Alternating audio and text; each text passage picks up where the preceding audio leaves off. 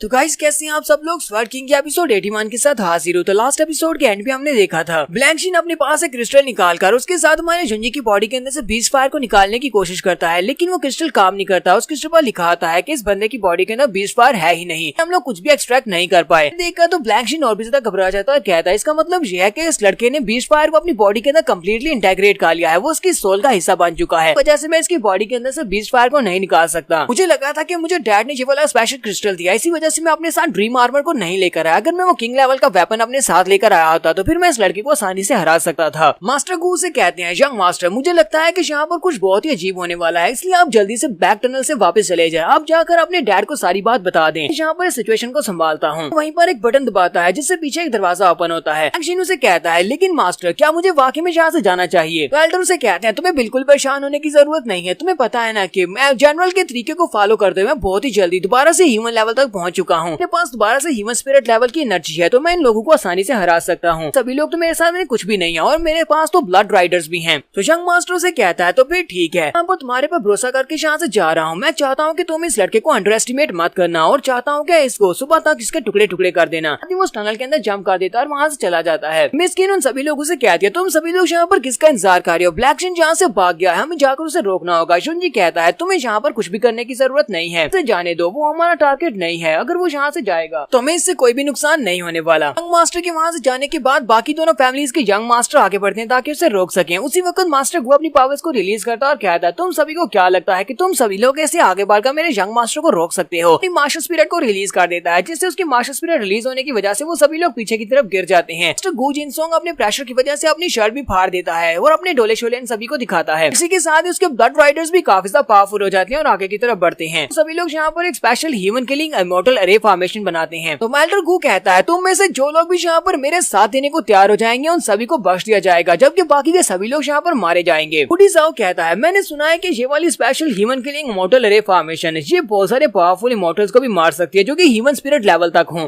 ये पहुंचना इम्पॉसिबल है, हम लोग कभी भी इस इमॉर्टल फॉर्मेशन के अंदर से बाहर नहीं निकल पाएंगे। यंग मास्टर सू हमारे शुंजी से कहता है यंग मास्टर चू, मुझे लगता है कि तुमने यहाँ पर आने से पहले ही सारी तैयारी की होगी, तो तुम्हारे पास कोई ना कोई रास्ता होगा इस इमॉर्टल अरे फॉर्मेशन से बाहर निकलने का। शुंजी से कहता है हाँ मेरे पास एक रास्ता है। यंग मास्टर जाओ आगे बढ़ते हैं और उसे कहते हैं यंग मास्टर प्लीज मुझे भी बताओ कि तुम्हारे पास कौन सा रास्ता है। अगर मास्टर चू यहाँ पर हमारी हेल्प करते हैं, हमें यहाँ से जिंदा बचाकर बाहर निकाल लेते हैं, तो मैं आपसे वादा करता हूँ कि हमारी जाओ फैमिली का बिजनेस आपकी फैमिली बिजनेस के साथ मर्ज हो जाएगा। हम लोग हमेशा तुम्हें यहाँ पर सपोर्ट करेंगे, जब तक तुम चाहोगे हम लोग तुम्हें फॉलो करेंगे। स्किन जुंजी से कहती है तुम्हारा प्लान काफी ज्यादा अच्छा था, मुझे लगता है कि तुम्हारा प्लान यहाँ पर काम कर रहा है। बहुत ही जल्दी ये बाकी के सारी फैमिली मेंबर्स भी तुम्हारे सामने घुटने टेक देंगे और हम लोग 5 बिजनेसेस को अपने साथ मर्ज कर देंगे। जुंजी कहता है क्या ये वाकई में सच है? जुंजी उन सभी लोगों से कहता है तुम सभी लोग मुझे पहले भी एक बार धोखा दे चुके हो और अगर तुम लोग यहाँ पर दोबारा धोखा देना चाहो तो दोबारा भी दे सकते हो। तुम सभी लोगों की मदद की जरूरत नहीं है, मुझे तुम्हारी अलायंस की भी जरूरत नहीं है। मैं यहाँ पर ये चाहता हूँ कि तुम सभी लोग अपने बिजनेस को मेरे बिजनेस के साथ मर्ज करो। अब क्या एल्डर गु वहाँ पर फिर से अपनी पावर्स को रिलीज करता है और कहता है यहाँ पर तुम सभी लोगों को इस तरह रोता रोता देकर मुझे काफी ज्यादा अच्छा महसूस हो रहा है कि तुम सभी लोग यहाँ पर इसे भीख मांग रहे हो कि वो तुम्हें बचाए। क्या तुम्हें लगता है कि वो तुम्हें बचा सकता है? मैं तुम सभी लोगों को यहाँ पर मारूंगा, लेकिन उससे पहले तुम्हारे साथ खेलूंगा। एल्डर गु क्योंकि ह्यूमन स्पिरिट लेवल तक पहुंच चुके हैं, वो शुंजी पर अटैक करने के लिए आगे बढ़ते हैं। शुंजी कहता है लास्ट टाइम मेरी ल्यूजियांग को एक लड़की ले गई थी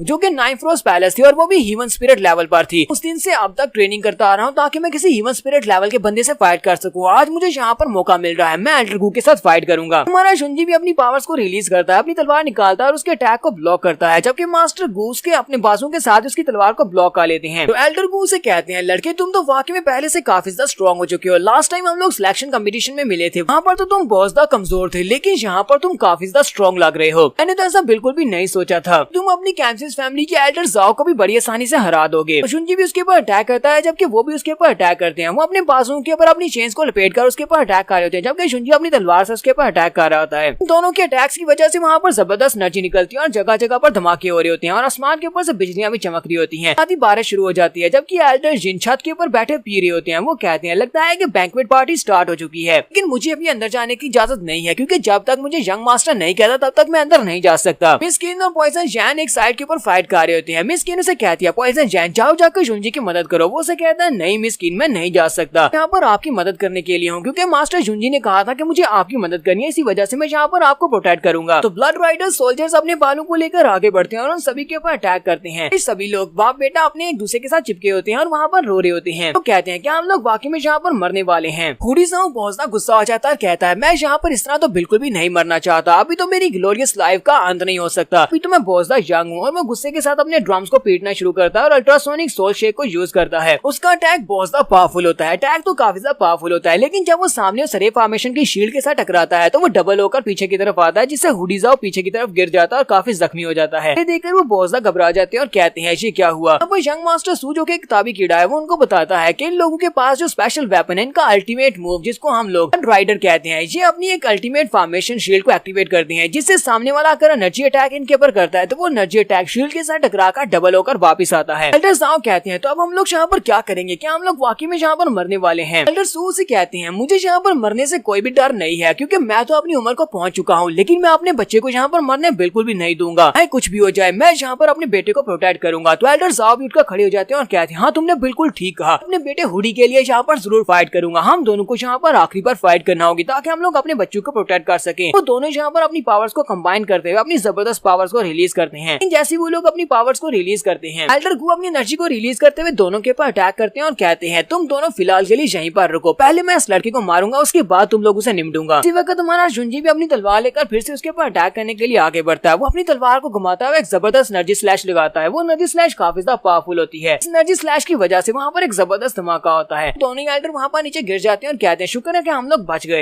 एनर्जी स्लैश से ग्राउंड के अंदर एक गड्ढा बन जाता है, तो एल्डर गू दोबारा गड्ढे के अंदर से बाहर निकलता है और उसे कहता है क्लाउड चू, जब से वो सिलेक्शन कंपटीशन हुआ है तब से तुम मेरे खिलाफ हो, तब से तुम यहाँ पर मुझसे फाइट करने की ख्वाहिश लिए फिर रहे हो। मैं भी तब से लेकर अभी तक तुम्हारे पर बहुत ज्यादा गुस्सा हूँ, क्योंकि उस कंपटीशन में तुमने मेरी उंगलियां काट दी थी और आज मैं यहाँ पर वो सारे का सारा गुस्सा तुम्हारे पर उतारने वाला हूँ। जुंजी भी काफी ज्यादा हैरान होता है, कहता है मैंने अपनी बहुत ही पावरफुल अटैक इसके ऊपर किया था, लेकिन इसने मेरे अटैक को अवॉइड कर लिया, इसकी बॉडी के ऊपर कोई छोटी सी खराश भी बिल्कुल भी नहीं आई। एल्डर गू उठकर खड़े हो जाते हैं और अपने एक और स्पेशल स्किल को यूज करने वाले हैं। ये वाला जो स्पेशल स्किल है जो ये यहाँ पर यूज करने वाले हैं, ये एल्डर गू को ब्लड वू ने सिखाया है, यानी जनरल ब्लड वू ने सिखाया है। यंग मास्टर सू चिल्लाकर जुंजी से कहता है लड़की वहाँ से जल्दी से भागो, ये अपने एक स्पेशल मूव को यूज करने वाला है। ये वाला मूव बहुत ज्यादा पावरफुल है। एल्डर गू अपनी दोनों मुट्ठियों को बंद करते हैं और अपने हाथों को ऊपर की तरफ उठाते हुए एनर्जी को रिलीज करते हैं और अपने एक स्पेशल मूव जिसका नाम स्टार एक्सप्लोजन होता है उसको यूज करते हैं। तो आसमान के ऊपर उसकी एनर्जी फैल जाती है, जिससे वो नीचे की तरफ गिरना स्टार्ट होती है। तो यहाँ पर मल्टीपल बॉम्ब की तरह काम करेगी, ऊपर से स्टार्स की शेप में एनर्जी नीचे की तरफ गिरती है और जहाँ पर वो गिरती है वहाँ पर धमाका होता है। ज्यादा एनर्जी बॉम्ब वहाँ पर गिरते हैं उतने ज्यादा धमाके होते हैं। जुनियन सभी को अवॉइड करते हुए आगे की तरफ बढ़ता है और कहता है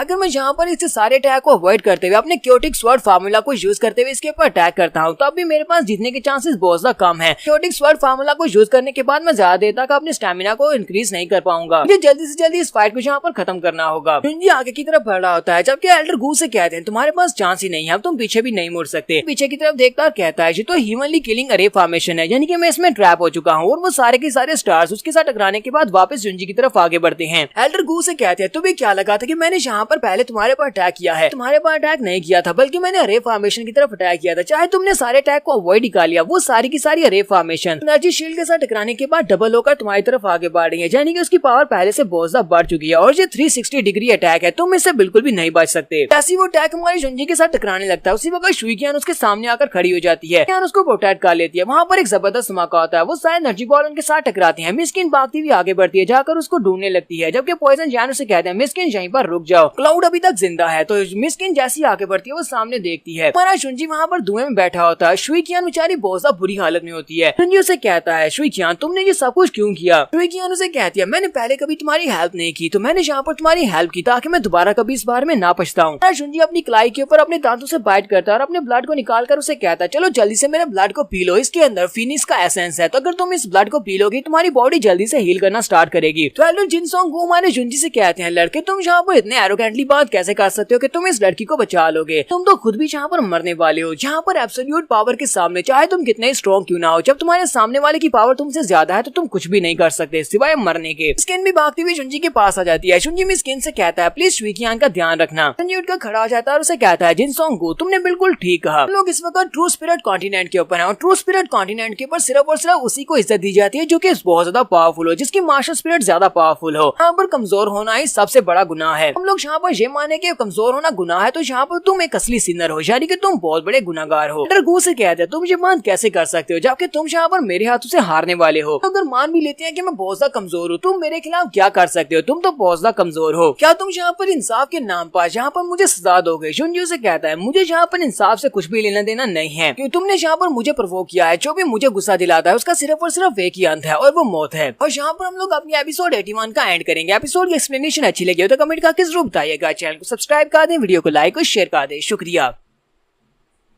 तो गाइस कैसे हैं आप सब लोग। स्वर्ड किंग के एपिसोड 82 के साथ हाजिर हो। तो लास्ट एपिसोड के एंड पे हमने देखा था कि शुई qian के जख्मी होने के बाद जुंजी गुस्सा हो जाता है और अपनी तलवार उठाता है और उसे कहता है एल्डर गु, बिल्कुल सच कहा, यहाँ पर तुम काफी ज्यादा स्ट्रॉन्ग हो लेकिन तुम इतने भी स्ट्रॉन्ग नहीं हो कि तुम मुझसे आगे निकल सको। जो भी मुझे गुस्सा दिलाता है सिर्फ और सिर्फ एक ही अंत होता है, उसे मेरे हाथ से मरना पड़ेगा। और साथ ही हमारा जुंजी अपने क्योटिक फार्मूला को यूज करने लगा है। हमारा जुंजी यहाँ पर क्योटिक फार्मूला की थर्ड मूव को यूज करता है। जैसे वो थर्ड मूव को यूज करता है तो वहाँ पर काफी ज्यादा एनर्जी निकलती है। ऐसी एनर्जी निकलती है कि एल्डर गु भी इससे काफी ज्यादा घबरा जाते हैं और कहते हैं पर क्या हो रहा है, मैं यहाँ पर हरकत क्यों नहीं कर पा रहा। वो सामने की तरफ देखता है तो जुंजी सामने से गायब हो चुका होता है और हमारा जुंजी जंप करते हुए ऊपर चला जाता है। वो ऊपर की तरफ देखते हैं तो जुंजी ऊपर होता है। ऊपर से हमारा जुंजी अपनी तलवार लेकर नीचे की तरफ जंप करता है। जुंजी अपनी तलवार को उसके सर में मारता है। उसकी तलवार को उसके सर को काट देना चाहिए था लेकिन हमारे जुंजी की तलवार उसके सर के ऊपर आकर रुक जाती है। एल्डर गु की स्ट्रेंथ काफी ज्यादा होती है जिसकी वजह से वो जुंजी की तलवार को ब्लॉक कर लेते हैं और वो आगे हंसते हुए कहते हैं क्लाउड जू, तुम्हें क्या लगा था कि तुम अपने इस अटैक के साथ मेरे सर को 2 हिस्सों में काट दोगे। मुझे तो वाकई में यहाँ पर इस बात के ऊपर बिल्कुल भी यकीन नहीं आ रहा कि तुम यहाँ पर स्पिरिट कल्टीवेशन लेवल का होकर स्पेशल कल्टीवेशन मूव को यूज कर रहे हो जो कि बहुत ज्यादा पावरफुल है। साथ ही वो हमारे जुंजी की तलवार को अपने हाथ से पकड़ लेते हैं और कहते हैं पर अफसोस की बात यह है कि तुम अपनी फुल स्ट्रेंथ को यूज करते हुए भी मुझे यहाँ पर मार नहीं सकते। वो उसकी तलवार को मुट्ठी बांध करते हुए वहाँ पर टुकड़े टुकड़े कर देते हैं। हमारे जुंजी की तलवार टूटती है क्योंकि वो मास्टर सोल होती है। इसी वजह से हमारे जुंजी को भी झटका लगता है, उसके मुंह से ब्लड निकलता है। हमारे जुंजी के मुंह से ब्लड निकलने के बाद वो पीछे की तरफ गिर रहा होता है। जिनसोंग गू उसको गर्दन से पकड़ लेती है और उसे कहते हैं तुम्हें अब पता चला, मैंने तुम्हें पहले ही कहा था कि एब्सोल्यूट पावर के सामने कमजोर इंसान टिक नहीं सकते। तो ये एब्सोल्यूट पावर है जिसके सामने तुम बिल्कुल भी टिक नहीं सकते।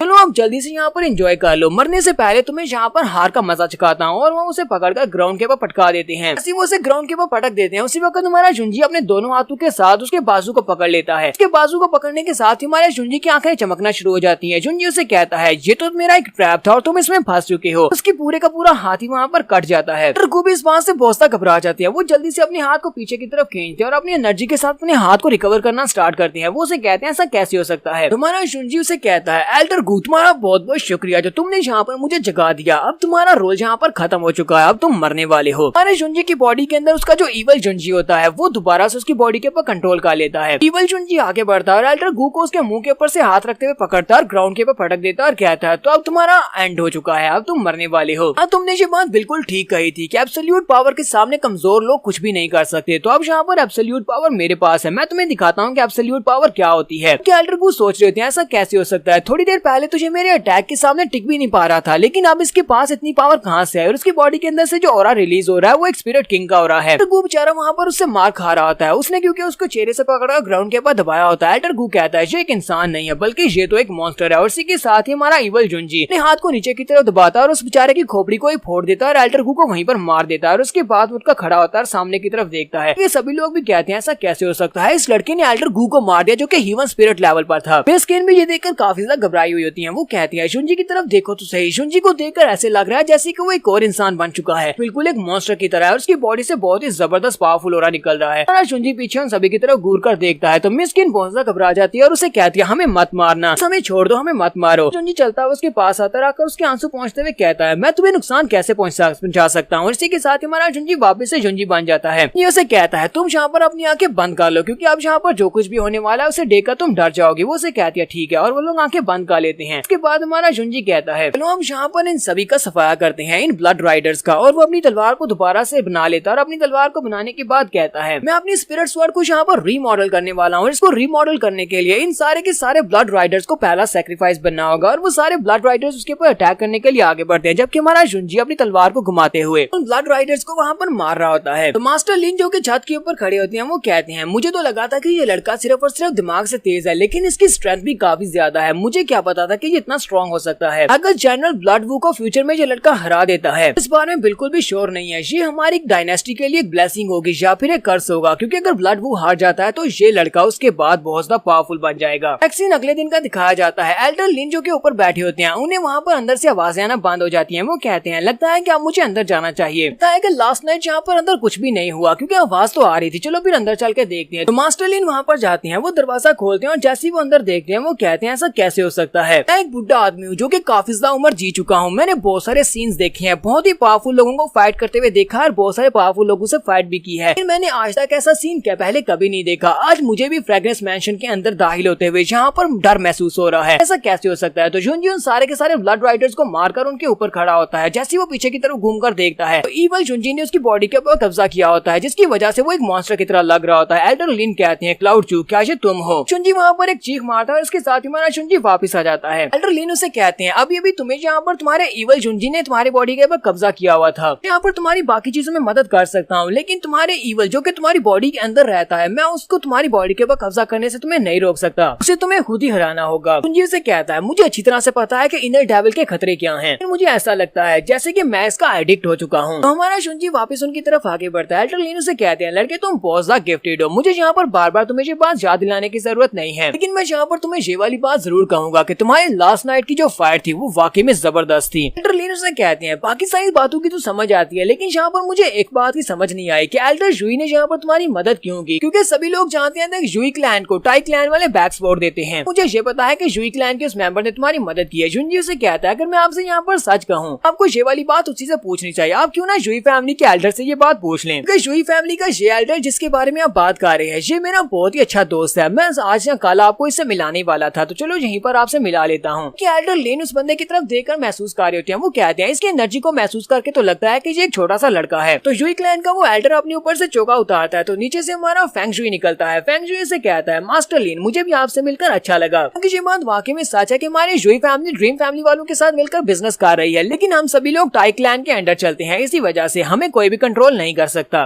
तो जुनजी को पहले से इस बारे में पता चल चुका है, जुनजी को पता है कि मेरी जुई फैमिली टाई क्लैन के साथ है और इसे मेरे बारे में पता है, इस वजह से इसने यहाँ पर आने से पहले मुझसे बात कर ली थी, ऑक्शन में जाने से पहले इसने मुझसे बात की थी। जुनजी फेंग जुई से कहता है कि तुम यहाँ पर अपनी मार्शल सोल को यूज करते हुए यहाँ पर लाइट को कंट्रोल नहीं करते, मुझे नहीं लगा था कि हम लोग इतनी आसानी के साथ यहाँ पर एक्सचेंज कर पाते, वरना पॉइजन जैन वहाँ पर मारे जाते। तो मास्टर लिन यहाँ पर सोच रही होती है तो जुनजी यहाँ पर टाई क्लैन के लोगों को भी जानता है, इसका मतलब यह कि टाई क्लैन के लोगों के साथ भी इसका ताल्लुक है। पता नहीं इस लड़के को टाई क्लैन और एशियन स्टार सेक्टर के बारे में रिलेशनशिप के बारे में कितना कुछ पता है, ये मुझे नहीं पता। फिर वो सामने की तरफ देखते हैं और कहते हैं लेकिन ये दोनों तो सिर्फ छोटे से बच्चे हैं, ये दोनों यहाँ पर सब कुछ कैसे कर सकते हैं। जुनजी से कहता है एल्डर लिन मुझे यहाँ पर आपसे एक और फेवर चाहिए, क्या आप मेरे लिए एक और काम कर सकते हैं। एल्डर लिन उसे कहते हैं हाँ बताओ कि मुझे क्या करना है। कहते हैं एल्डर लिन मैं चाहता हूँ कि आप इन सभी फैमिली मेंबर्स को यहाँ से लेकर मेरे क्लाउड मैंशन में चले जाएं, जुई को भी अपने साथ ले जाएं और जाकर लॉरेन से कहना वो इन सभी का ध्यान रख सकती है, वो इन सभी का ख्याल रखेगी। एल्डर लिन सोच रही होती है लगता है कि मुझे यहाँ पर फाइट करने के लिए नहीं रखा गया बल्कि मुझे सिर्फ एक टूल मैन बना दिया है।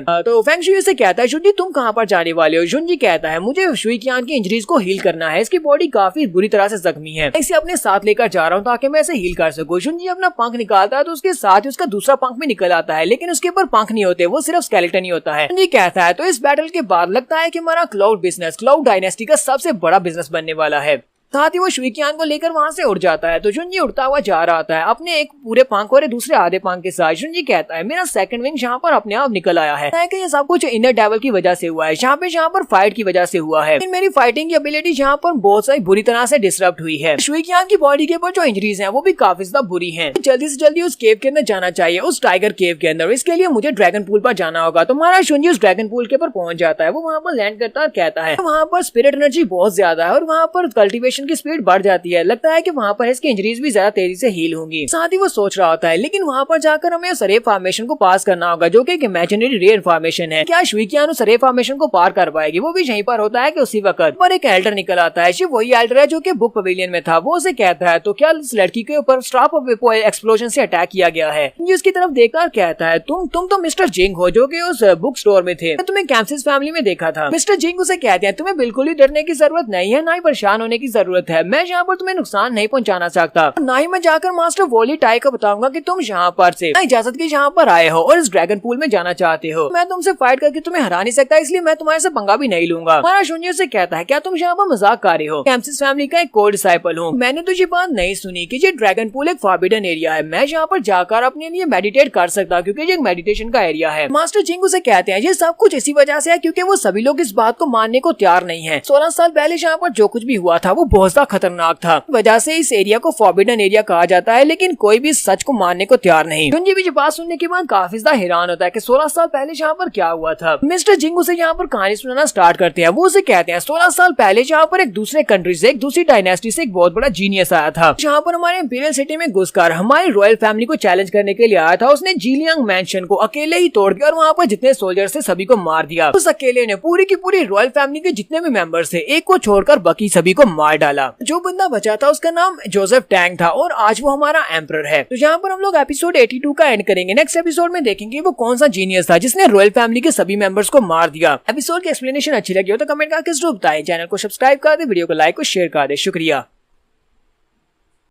तो गाइस कैसे हैं आप सब लोग। स्वर्ड किंग के एपिसोड 83 के साथ हाजिर है। तो लास्ट एपिसोड के एंड में हमने देखा था मास्टर जिंग हमारे जुंजी को एक स्टोरी बता रहे होते हैं 16 साल पहले की। 16 साल पहले एक दूसरे कंट्री से यहाँ पर एक वॉरियर आया था। उस वॉरियर ने डायनेस्टी की इंपीरियल फैमिली को तकरीबन मार ही दिया था, सिर्फ एक लड़के को छोड़कर जिसका नाम जोसेफ टैंग था, जो उस वक्त काफी ज्यादा बीमार था और बहुत ज्यादा कमजोर था। इसी वजह से उस लड़की को मारने से पहले यहाँ पर शेनलोंग अलायंस के लोग पहुंच आए थे। शेनलोंग अलायंस के वॉरियर्स ने वहाँ पर आकर उस बंदे को भागने पर मजबूर कर दिया, क्योंकि वो बहुत ज्यादा पावरफुल फोर्स है। इसी वजह से वो बंदा वहाँ से भाग गया। तो वो सभी लोग उसका पीछा करते रहे। वो सभी लोग उसका पीछा करते करते यहाँ तक पहुंच जाए। तो उस जो जीनियस लड़का था वो लड़का यहाँ पर आया और इस ड्रैगन पूल के अंदर उसने छलांग लगा दी। उसे लगा कि वो यहाँ पर छलांग लगाकर अपनी जान बचा सकता है, लेकिन किसे पता था कि वो आसानी के साथ इस ड्रैगन पूल के टेस्ट को पास कर लेगा। उसने इस टेस्ट को पास कर लिया। उस टेस्ट को पास करने के बाद वो टाइगर केव के अंदर चला गया। केव के अंदर चले जाने के बाद मुझे लगता है कि तुम पहले भी यहाँ पर जा चुके हो और तुम्हें पता होगा कि वहाँ पर स्पिरिचुअल एनर्जी डबल है, यानी कि तुम लोग जल्दी से अपनी कल्टीवेशन को बढ़ा सकते हो। तो वहाँ पर कुछ अर्सा गुजारने के बाद उसने दोबारा से ब्रेक थ्रू किया। ब्रेक थ्रू करने के बाद जब वो स्ट्रॉन्ग हो गया तो वो ड्रैगन पूल से बाहर निकला। बाहर निकलने के बाद उसने शेनलोंग अलायंस के सभी लोगों को मार डाला। जितने भी लोग उसके सामने आए उन सभी को मारकर उसने उन सभी को सप्रेस किया और एक बार फिर से वो बहुत ज्यादा पावरफुल हो गया। जुंजी भी मिस्टर जिंग की बात सुनने के बाद सोच रहा होता है, मुझे लगा था कि ड्रैगन पूल के टेस्ट को कोई पास नहीं कर सकता, ये काफी मुश्किल हो सकता है, लेकिन यहाँ पर तो सबसे ज्यादा इवल पर्सन भी इसको आसानी से पास कर सकता है। तो जुंजी उससे कहता है, मिस्टर जिंग तुम यहाँ पर किस जीनियस की बात कर रहे हो, कहीं वो तो नहीं है। तो जिंग उसे कहते हैं, हाँ तुमने भी उसके बारे में सुना होगा, मैं जिस जीनियस की बात कर रहा हूँ उसका नाम जनरल ब्लड वू है। तो जुंजी उसका नाम सुनने के बाद सोच रहा होता है, कहीं ऐसा तो नहीं है किसी जनरल ब्लड वू ने ही मेरे फादर को मारा है। फिर जुंजी उस मास्टर जिंग से कहता है, मास्टर जिंग मुझे ये बताओ कि तुमने मुझे ये सारी स्टोरी क्यों सुनाई है। मिस्टर जिंग उसे कहते हैं, क्योंकि जिस दिन यहाँ पर ये सब कुछ हुआ था उस दिन मैं यहीं पर छुपकर देख रहा था। मैं पत्थर के पीछे छुपकर ये सब कुछ अपनी आंखों से देख रहा था। यहाँ पर उसने स्पेशल मूव को यूज किया था जिसको स्टार एक्सप्लोजन कहते हैं। मेरे सीनियर मार्शल ब्रदर ने अपनी फुल फोर्स को लगा दिया और उस बंदे को पीछे हटने पर मजबूर किया। उन्होंने अपनी जान गवा दी, लेकिन उन्होंने इस बंदे को यहाँ पर जख्मी कर दिया, जिससे उसे पीछे हटना ही पड़ा। ये वाला स्पेशल मूव स्टार एक्सप्लोजन ये असल में हमारे ह्यूमन सेक्टर का मूव है। हम लोगों ने अपनी टेक्नोलॉजी को यूज करते हुए एक स्पेशल मूव को यूज किया था जिसका नाम अर्थ एक्सप्लोजन था। उस अर्थ एक्सप्लोजन को यूज करते हुए अर्वू को पीछे हटने पर मजबूर किया था, लेकिन उसने सिर्फ और सिर्फ एक ही बार इस मूव को देखा और इसको कॉपी कर लिया। जुंजी उसकी बात सुनने के बाद सोच रहा होता है, ये वाला स्पेशल मूव तो मास्टर गू ने अप्लाई किया था। इसका मतलब यह है कि मास्टर गू जनरल वू से तालीम ले रहा है। जनरल ब्लड वू ने उसको सिखाया है। अगर जनरल ब्लड वू ने इसको सिखाया तो इसका मतलब यह है कि मास्टर वू के मरने के बाद अब उसे आसानी से पता चल जाएगा कि मैंने उसको मारा है। जुंजी मास्टर जिंग से कहता है, तुम्हें क्या पता है कि मैं इस लड़की को कैसे हील कर सकता हूँ, क्योंकि इसकी बॉडी हर एक्सप्लोजन से बहुत ज्यादा जख्मी हुई है। कहते हैं, नहीं मुझे इस बारे में नहीं पता कि तुम इसको कैसे हील कर सकते हो। फिर जुंजी उससे पूछता है, अच्छा मुझे ये बताओ कि क्या तुम्हें पता है कि शेनलोंग अलायंस को किसने बनाया था, उसका लीडर कौन था। वो उसे कहते हैं, नहीं मैं तुम्हें इस बारे में भी नहीं बता सकता, मुझे इस बारे में नहीं पता। तुम्हारा जुंजी उसे कहता है, तो मेरा एक आखिरी सवाल है, मुझे आखिरी सवाल का जवाब दे दो। हमारे कहने के मुताबिक जनरल ब्लड वू ने उस साल एक बहुत बड़ी जीत हासिल की थी। उसने रॉयल फैमिली के सभी मेंबर्स को मार दिया, सिर्फ एक को छोड़कर जिसे वो नहीं मार पाया। तो मुझे ये बताओ कि फिर वो इतने सालों से फ्रंटियर फोर्ट्रेस के ऊपर क्या कर रहा है। उसे यहाँ पर वापस आकर सभी को मारकर दोबारा से डायनेस्टी के ऊपर कब्जा कर लेना चाहिए था और नई डायनेस्टी बना लेनी चाहिए थी। मास्टर जिंग उसे कहते हैं, अगर मैं सच कहूँ तो मुझे अभी तक इस बारे में कुछ भी नहीं पता। वहाँ से जुंजी काफी ज्यादा गुस्सा हो जाता है। हमारा जुंजी आगे बढ़ता है और उसकी पोनीटेल को खींचते हुए कहता है, आदमी अभी तक तुमने मुझे इतना कुछ बता दिया, लेकिन अब मैं तुमसे जो भी सवाल पूछ रहा हूँ तुम उसका कह रहे हो कि तुम्हें कुछ भी नहीं पता। ऐसा कैसे हो सकता है? क्या तुम ऐसा मजाक कर रहे हो? चलो जल्दी से बताओ, तुमने मुझे नहीं बताया तो मैं तुम्हारी पोनीटेल को खींच लूंगा। मास्टर जिंग उसे कहते हैं, अच्छा अच्छा ठीक है मैं तुम्हें बताता हूँ। वो उसे कहते हैं, मुझे लगता है कि तुमने अभी तक इस बात को गेस कर लिया होगा कि मेरा मास्टर कौन है। इस बार में भी सुना है कि तुमने इस बार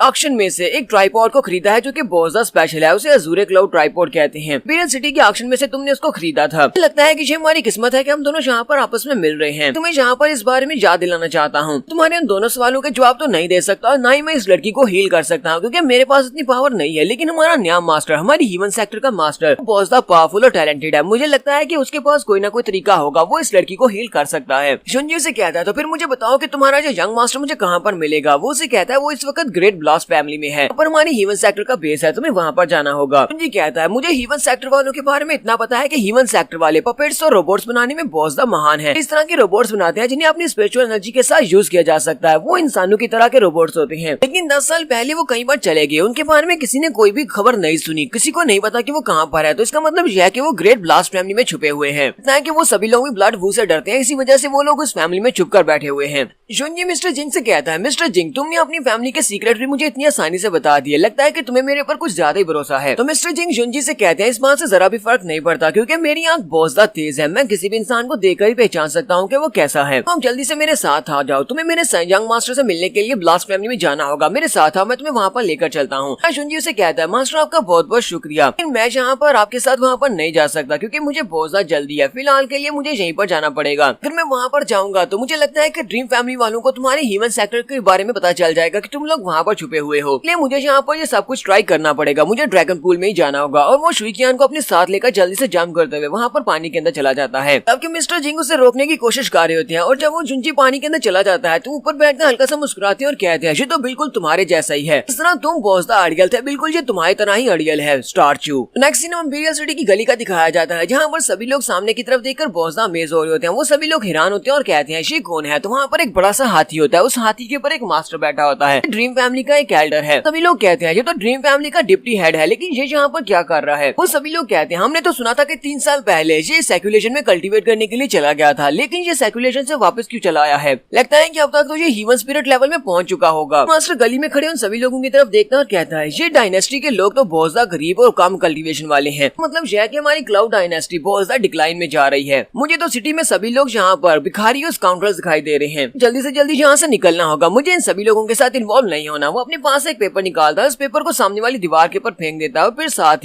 ही अपने हाथी के ऊपर अपने जोर से पाँव मारता है, जंप करते हुए वहाँ से बाहर की तरफ निकल जाता है। जब वो जोर के साथ अपने हाथी के ऊपर पाँव मारता है तो उसका हाथी भी वहीं पर मर जाता है। देखने वाले बहुत ज्यादा हैरान हो जाते हैं और कहते हैं, इसने क्या किया? इसने अपने हाथी को ही मार दिया। की पावर इतनी ज्यादा थी कि इसने जंप करने के लिए जब यहाँ पर स्टैंस लिया तो इसका हाथी उसके प्रेशर से मर गया, लेकिन इसने यहाँ सामने वाली दीवार के ऊपर एक नोट छोड़ा है। चलो चल के देखते हैं कि इसने वो नोट क्या छोड़ा है। सभी लोग भागते हुए जाकर उस दीवार के पास खड़े हो जाते हैं और उस नोट को पढ़कर बहुत ज्यादा हैरान हो जाते हैं। ड्रीम फैमिली वालों ने बाकी की तीनों फैमिलियों के साथ अपने रिश्ते को तोड़ दिया है। तो नेक्स्ट सीन में क्लाउड हाउस का दिखाया जाता है जहाँ पर मिस्किन बैठी होती है। मिस्किन कहती है, लास्ट नाइट जो भी फाइट हुई थी वो सारी की सारी अभी भी मुझे याद है। मिस्टर सू और मिस्टर जाओ दोनों बहुत ही बुरी तरह से जख्मी हुए हैं, अभी तक उन लोगों को होश भी नहीं आई। मिस्किन ने सुबह के वक्त यहाँ पर एक नोटिस छोड़ा था, उस नोटिस में लिखा हुआ था कि तुम तीनों को ड्रीम फैमिली के साथ से निकाल दिया गया है, यानी कि तुम तीनों का ड्रीम फैमिली के साथ कोई भी ताल्लुक नहीं रहा। क्या तुम तीनों अभी भी यहाँ पर सोच रहे हो? मुझे बताओ कि तुम लोगों का डिसीजन क्या है? क्या तुम हमारे क्लाउड बिजनेस के साथ अपने बिजनेस को मर्ज करोगे या नहीं? सामने तीनों फैमिलीज के तीनों यंग मास्टर बैठे होते हैं। मास्टर सू सबसे पहले उसे कहता है, मुझे बदला लेना है, मेरे फादर के साथ उन लोगों ने जो कुछ भी किया है मुझे उसका बदला लेना है। यहाँ पर सू फैमिली का यंग मास्टर होने के नाते आपसे बात करता हूँ, ठीक है? हमारे सू फैमिली का बिजनेस हम आपके बिजनेस के साथ मर्ज करने को तैयार है, उसके बाद हम लोग आपके ऑर्डर्स को फॉलो करेंगे। तो हुडी जाओ भी वहाँ पर कहता है, ठीक है, मैं भी यहाँ पर अपने जाओ फैमिली का यंग मास्टर होने के नाते इस बात को एडमिट करता हूँ कि यंग मास्टर जुनजी मुझसे ज्यादा स्ट्रॉन्ग है, इसी वजह से मैं यहाँ पर डिफीट मानता हूँ। मैं अपने बिजनेस को तुम्हारे बिजनेस के साथ मर्ज करने के लिए एग्री हूँ। तो मिस्किन से कह दिया, तुम दोनों ने यहाँ पर बहुत ही अच्छा फैसला लिया है। मैं उम्मीद करती हूँ कि फ्यूचर में तुम लोगों को जो रिस्पॉन्सिबिलिटीज दी जाएंगी तुम उन रिस्पॉन्सिबिलिटीज को जरूर पूरा करोगे और तुम्हारी फैमिलीज को इससे बहुत ज्यादा फायदा होगा। और उसके बाद वो चिन्नई लू से कहती है, चिन्नई लू, तो अब तुम्हारी बारी है, अब अपनी फैमिली के बिहार पर तुम्हें ही फैसला करना है क्योंकि तुम्हारे डैड तो मर चुके हैं।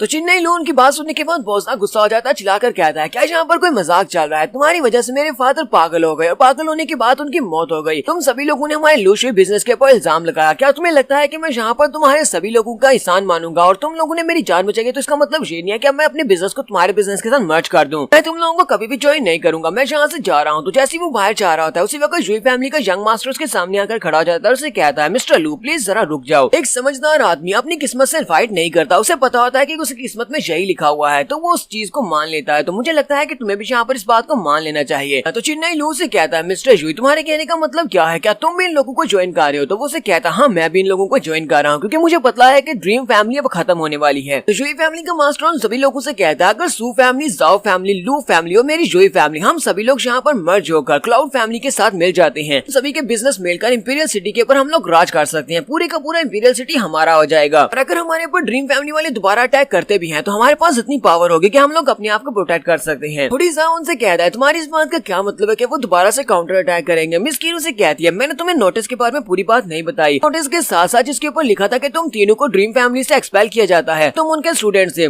सिर्फ इतना बल्कि उन लोगों ने साथ में ये भी कहा है 7 दिन के बाद वो लोग एक बहुत ही बड़ा कंपटीशन रखने वाले हैं क्योंकि ड्रीम फैमिली की 300वीं एनिवर्सरी सेलिब्रेशन होने वाली है। इसी एनिवर्सरी वाले दिन वो लोग एक टूर्नामेंट रखने वाले हैं जहाँ पर तुम सभी लोग एक दूसरे को चैलेंज कर पाओगे। इंपीरियल सिटी के सभी वॉरियर्स को वहाँ पर इन्वाइट किया गया है, जहाँ तक एम्परर टैंक जोसेफ भी वहाँ पर आने वाले हैं। मुझे लगता है कि हमें वहाँ पर जरूर जाना चाहिए। हम लोग उस कंपटीशन से पीछे कैसे रह सकते हैं, हम लोग वहाँ पर जाकर उनको सबक सिखा सकते हैं। हमारे जुंजी के वापस आने से पहले हमें यहाँ पर आपस में इस बारे में डिस्कस करना चाहिए कि हम लोग वहाँ पर कैसे जाकर फाइट करेंगे। तो चिन्नई लो उन सभी की बातें सुन रहा होता है। वो उन सभी की बातें सुनने के बाद सोच रहा होता है जुंजी ने वाकई में यहाँ पर काफी अच्छा प्लान बना रखा है। तो चिन्नई लो उन लोगों से कहता है अच्छा ठीक है फिर मेरा बिजनेस भी तुम्हारे बिजनेस के साथ मिलने को तैयार है। लूशु बिजनेस की तरफ से फैसला करता हूँ कि हमारा बिजनेस क्लाउड बिजनेस के साथ मिल जाएगा। तो यहाँ पर हम लोग अपनी एपिसोड 83 का एंड करेंगे। एपिसोड की एक्सप्लेनेशन अच्छी लगी हो तो कमेंट करके जरूर बताइएगा। चैनल को सब्सक्राइब कर दें, वीडियो को लाइक और शेयर कर दें। शुक्रिया। तो गाइस कैसे हैं आप सब लोग। स्वर्ड किंग एपिसोड 84 के साथ हाजिर हो। तो इस एपिसोड की शुरुआत में वहाँ का सीन दिखाते हैं ड्रैगन पूल का, जहाँ पर हमारा जुंजी विज्ञान को अपने साथ लेकर पानी के अंदर जंप कर जाता है। वो दोनों पानी के अंदर जा रहे होते हैं। कहता है मुझे यहाँ पर शुइकियान के एक्यूपंक्चर को सील करना होगा जिससे उसकी ब्रीदिंग रुक जाए ताकि वो ब्रीथ न कर सके। यहाँ पर पानी के अंदर वो अगर सांस लेगी तो वो मारी जाएगी, लेकिन अगर वो सांस नहीं लेगी तभी वो मारी जाएगी। मुझे जल्दी से जल्दी इस टेस्ट को पास करते हुए डैन के अंदर जाना पड़ेगा। कि मुझे यहाँ पर पर्पल ड्रैगन रे फॉर्मेशन को बाई फोर्स तोड़ना पड़ेगा। तो वो जैसे ही आगे की तरफ बढ़ता है तो वहाँ पर पर्पल स्नेक आना स्टार्ट होते हैं। जैसे वो सारे पर्पल ड्रैगन उसके करीब पहुंचते हैं वो सारे के सारे वहाँ पर शुइकियान बन जाते हैं। तो वो सारे ड्रैगन शुइकियान बन जाते हैं। जुंजी तो पहले इस टेस्ट को पास कर चुका है। अब ये वाला टेस्ट जो होने वाला है ये शुइकियान का है। अब शुइकियान के टेस्ट को पास करने के लिए यहाँ पर शुइकियान के सामने बहुत सारे शुइकियान आ जाती हैं। सभी लोग जुंजी की तरफ देखती हैं और कहती हैं तो जुंजी है, शुक्र है कि जुंजी यहाँ पर वापस आ गया। और वो सारी की सारी जुंजी के बारे में बात कर रही होती हैं। जुंजी कहता है ये क्या, यहाँ पर पर्पल ड्रैगन रे फॉर्मेशन ने यहाँ पर इसी की अपनी फार्म क्यों ले ली है। वो सभी शुइकियान हमारे जुंजी से यही कह रही होती है कि हम लोग कितने लंबे अरसे से तुम्हारा इंतजार कर रहे थे, तुम हमें छोड़कर कहाँ पर चले गए थे, तुम वापस क्यों नहीं आए, चलो जल्दी से मुझसे प्यार करो। सभी के सभी ड्रैगन लड़कियां हमारे जुंजी की तरफ आगे बढ़ती है। जुंजी कहता है ये हो क्या रहा है, लगता है कि ये हमारी शुइकियान का इनर डीमन है। जुंजी जब शुइकियान को छोड़ देता है तो उसके मुंह से हवा निकलना स्टार्ट हो जाती है क्योंकि वो वहाँ पर सांस नहीं ले पा रही होती। उसके एक्यूपंक्चर को उसने सील किया होता है। जुंजी कहता है लगता है कि अब इसको बचाने के लिए मुझे कुछ ना कुछ तो करना पड़ेगा। इसी वक्त वो सारी की सारी शुइकियान आगे बढ़ती है और हमारे जुंजी को चारों तरफ से घेर लेती है और उसे कहती है तुम हमसे बचकर कहाँ पर जाओगे, तुम्हें हमारे पास ही रहना है, हम तुमसे बहुत ज्यादा प्यार करती हैं। क्योंकि जुंजी सोच रहा होता है क्या मुझे यहाँ पर इस रे फॉर्मेशन को फोर्सफुली तोड़ देना चाहिए या फिर पहले जाकर इस लड़की को बचाना चाहिए। जुंजी आगे बढ़ता है, शुइकियान का हाथ पकड़ता है, उसे अपनी तरफ खींचता है, फिर साथ ही उसके मुंह के साथ अपना मुंह लगाकर उसको सांस देता है। वो उसके मुंह के साथ मुंह लगाकर उसे सांस देता है। वो सारी की सारी ड्रैगन लड़कियां अपने आप वहाँ से गायब हो जाती हैं। कि उसका इनर डीमन यही होता है कि उसे जुंजी से प्यार है और जुंजी उसको किस करे। जुंजी इस बात से काफी ज्यादा हैरान हो जाता है और कहता है शुइकियान का इनर डीमन तो यहाँ पर सिर्फ एक किस से ही हार गया। जैसी वो रे फॉर्मेशन वहाँ पर ब्रेक हो जाती है और उसके बाद डायरेक्टली टाइगर डैन के अंदर पहुंच जाते हैं। शुइकियान को होश आती है तो वो उठकर बैठ जाती है और कहती है ये कौन सी जगह है, मैं कहाँ पर हूँ। साइड के ऊपर देखती है तो हमारा जुंजी वहाँ पर होता है। वो कहती है लगता है कि जुंजी ने मेरी जान बचाई है, लेकिन जुंजी वहाँ पर खुद बेहोश पड़ा होता है। साथ ही शुइकियान कहती है लेकिन हम लोग यहाँ पर एक ही जगह पर एक ही साथ क्यों लेटे हुए हैं। फिर साथ ही वो शर्माना चुका देती है और कहती है लेकिन मुझे यहाँ पर बहुत ज्यादा मजा आ रहा है। यंग कपल यहाँ पर एक मिस्टीरियस केव के अंदर ट्रैप हो चुका है और दोनों एक साथ हैं। इसी के साथ ही उसे अपने चेहरे के ऊपर कुछ अजीब सा महसूस होता है। वो कहती है मेरे चेहरे को क्या हुआ, चलो चल के देखते हैं। वो साइड के ऊपर पानी होता है तो पानी की तरफ चली जाती है। वो पानी के पास जाकर बैठती है और अपने चेहरे के ऊपर देखती है। जैसे वो चेहरे के पास देखती है तो उसके कान के साइड के ऊपर जहाँ पर उसने बालों से कवर किया होता है उसके नीचे उसका चेहरा जल चुका होता है। वो काफी ज्यादा बुरी दिख रही होती है जिससे वो काफी ज्यादा घबरा जाती है और चीख मारती है और कहती है ऐसा कैसे हो सकता है। इसके साथ ही वो रोना शुरू कर देती है और कहती है ऐसा बिल्कुल भी नहीं हो सकता, मैं नहीं चाहती कि क्लाउड शू मुझे इस हालत में देखे, वो मेरा जला हुआ चेहरा ना देखे। मेरा चेहरा तो यहाँ पर बहुत ज्यादा खराब हो चुका है। यानी गॉड ने मेरे साथ ऐसा क्यों किया, लगता है कि मैंने अपने बचपन में जुंजी को बहुत ज्यादा सताया था, इसी वजह से मुझे सबकी सजा मिल रही है। कहीं पर वो बचपन के सीन भी दिखा दिया है कि उसने कहा कि बचपन में वो हमेशा ही जुंजी के साथ बुरा बर्ताव करती थी। जुंजी उससे प्यार करता था लेकिन जुंजी को उसने कभी भी घास नहीं डाली जिसकी वजह से जुंजी उससे दूर हो गया। विज्ञान कहती है तो फाइनली मैंने यहाँ पर अपने आप को हौसला दिया था कि मैं दोबारा जुंजी के करीब जा सकूं, लेकिन अब मेरा चेहरा खराब हो गया है तो अब मैं उसके पास बिल्कुल भी नहीं जा सकती। तो शुइकियान का इनर डीमन उसे कहता है मून तुम्हें अच्छी तरह से पता है कि जुंजी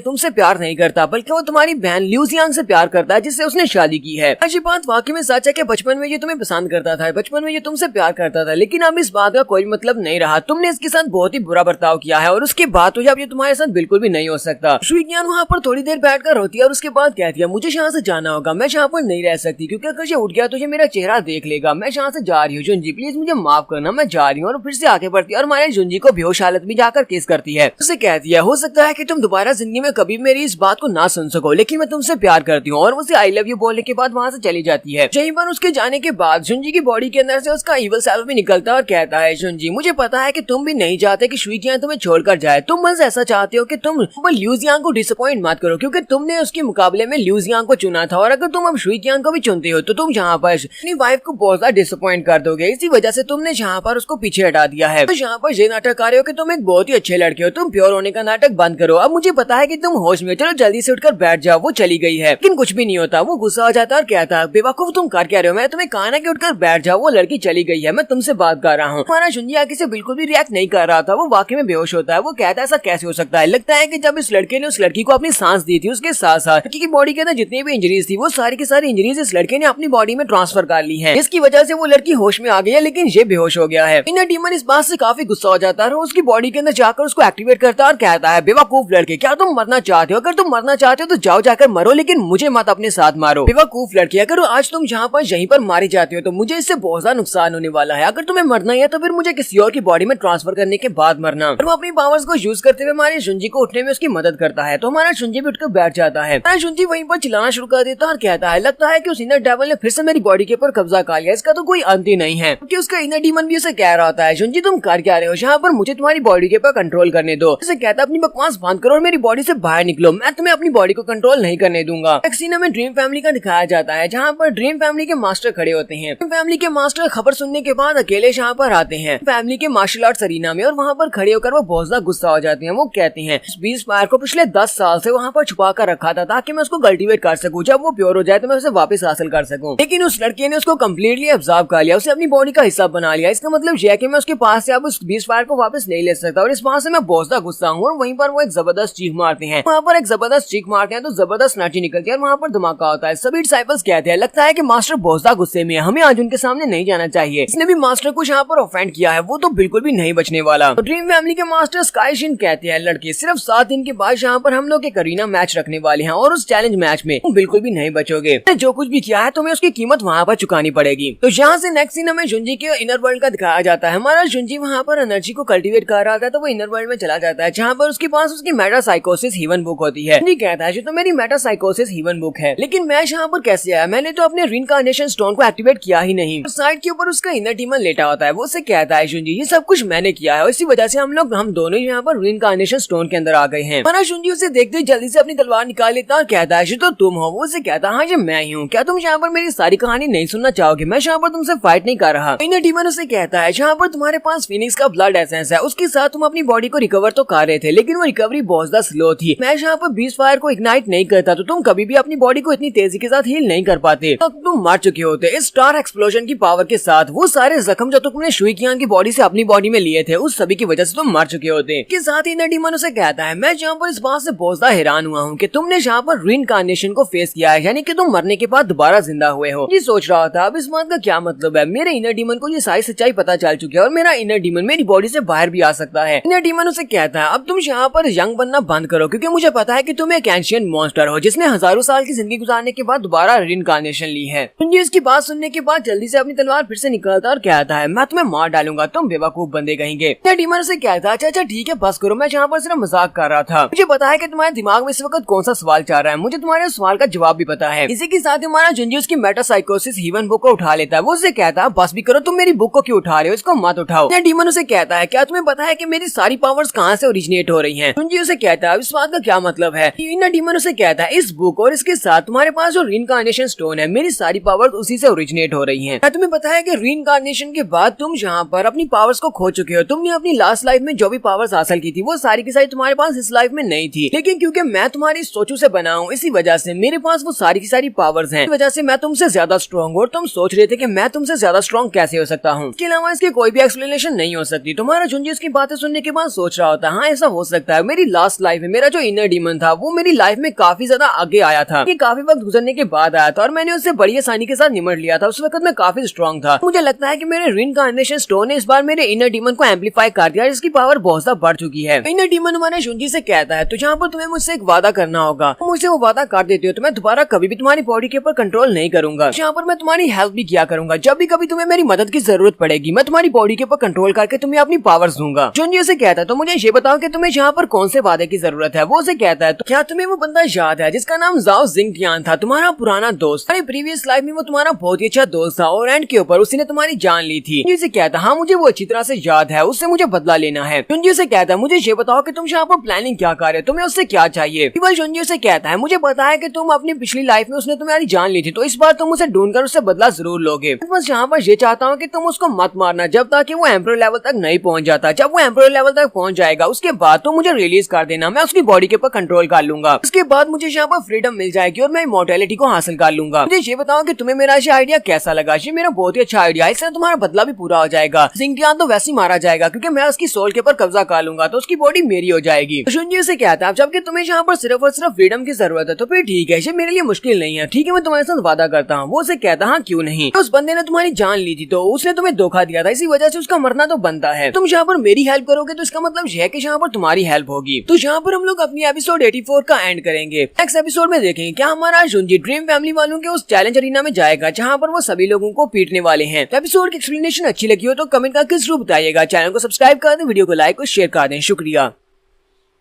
तो गाइस कैसे हैं आप सब लोग। स्वर्ड किंग के एपिसोड 85 के साथ हाजिर हो। तो लास्ट एपिसोड के एंड पे हमने देखा था कि हमारे शुंजी का इनर डीमन उसे कहता है तुम अपने उस दुश्मन को जिससे तुम बदला लेना चाहते हो जाओ जिंगटियान उसको मारना मत बल्कि उसकी बॉडी के ऊपर मुझे कंट्रोल करने दो तो उसकी सोल खत्म हो जाएगी और तुम्हारा बदला भी पूरा हो जाएगा और मुझे भी फायदा हो जाएगा। हमारा शुंजी इस एपिसोड की शुरुआत में उसे कहता है लेकिन लास्ट लाइफ में तुमने मुझसे ये तो नहीं कहा था। लास्ट लाइफ में तुमने मुझे ये कहा था कि तुम मेरी बॉडी के ऊपर कब्जा करना चाहते हो। तुमने अब ये सोच छोड़ दी है। ये बताओ कि तुम्हें यहाँ पर किस चीज ने फोर्स किया है तुम्हें अपनी सोच को बदलने पर। तो इवल शुंजी उसे कहता है क्योंकि तुम रीइंकार्नेटेड इंसान हो इसी वजह से तुम्हारी सोल और तुम्हारी बॉडी पहले से बहुत ज्यादा स्ट्रॉन्ग हो चुकी है। पिछली लाइफ में मैं तुम्हारी बॉडी के ऊपर कब्जा नहीं कर सका तो इस बार कैसे कर पाऊंगा। इसी वजह से मुझे यहाँ पर इस दुनिया में दूसरी सेकंड बेस्ट बॉडी को चूज करना होगा। इस वजह से मैं तुम्हें कह रहा हूँ कि मुझे उसकी बॉडी चाहिए और मैं भी यहाँ पर देखना चाहता हूँ कि कैसे तुम उससे बदला लेते हो क्योंकि तुम्हारी बॉडी के ऊपर कब्जा करने की बजाय किसी दूसरे की बॉडी के ऊपर कब्जा करना ज्यादा इंटरेस्टिंग रहेगा। शुंजी से कहता है तुम बहुत ज्यादा बोरिंग हो। सेल्फ उसे कहता है जब मैं तुम्हारी बॉडी को छोड़ दूंगा तब तुम्हारी कल्टीवेशन स्पीड बहुत ज्यादा बढ़ जाएगी क्योंकि तुम्हारे पास इवल थॉट्स नहीं होंगी। इसी वजह से तुम आसानी से बैठकर कल्टीवेट कर पाओगे। मुझे लगता है कि बहुत ही जल्दी तुम दोबारा से एम्परर लेवल तक पहुंच सकते हो या फिर एम्परर लेवल से भी ज्यादा हायर लेवल तक पहुंच सकते हो। तुम एक हुनजान एम्परर बन सकते हो। ये वहीं पर रुक जाता और कहता है हाँ एक सुप्रीम एम्परर। अपनी लास्ट लाइफ में मैंने पूरे 1000 साल तक एम्परर बनने के लिए इस चीज को सर्च किया था लेकिन मैं कभी भी अपनी कल्टीवेशन को इस लेवल तक नहीं पहुंचा सका। मैं सुप्रीम एम्परर नहीं बन पाया। तुम्हें क्या लगता है कि इस लाइफ में मैं सुप्रीम एम्परर बन पाऊंगा। मुझे कहता है अगर तुम ये सब कुछ सच कह रहे हो तो फिर मैं एक बार तुम्हारी बात के ऊपर भरोसा कर सकता हूँ। ठीक है मैं तुम्हारी बात मान लेता हूँ। हमारी ये डील हुई कि इवल शुंजी अंदर से सोच रहा होता है यहाँ पर तुम्हारे साथ एक डील कर दिया जैसे तुम यहाँ पर अपनी गार्ड डाउन करोगे यानी कि तुम्हारा ध्यान मेरे ऊपर से हट जाएगा उसी वक्त मैं तुम्हारी बॉडी के ऊपर कब्जा कर लूंगा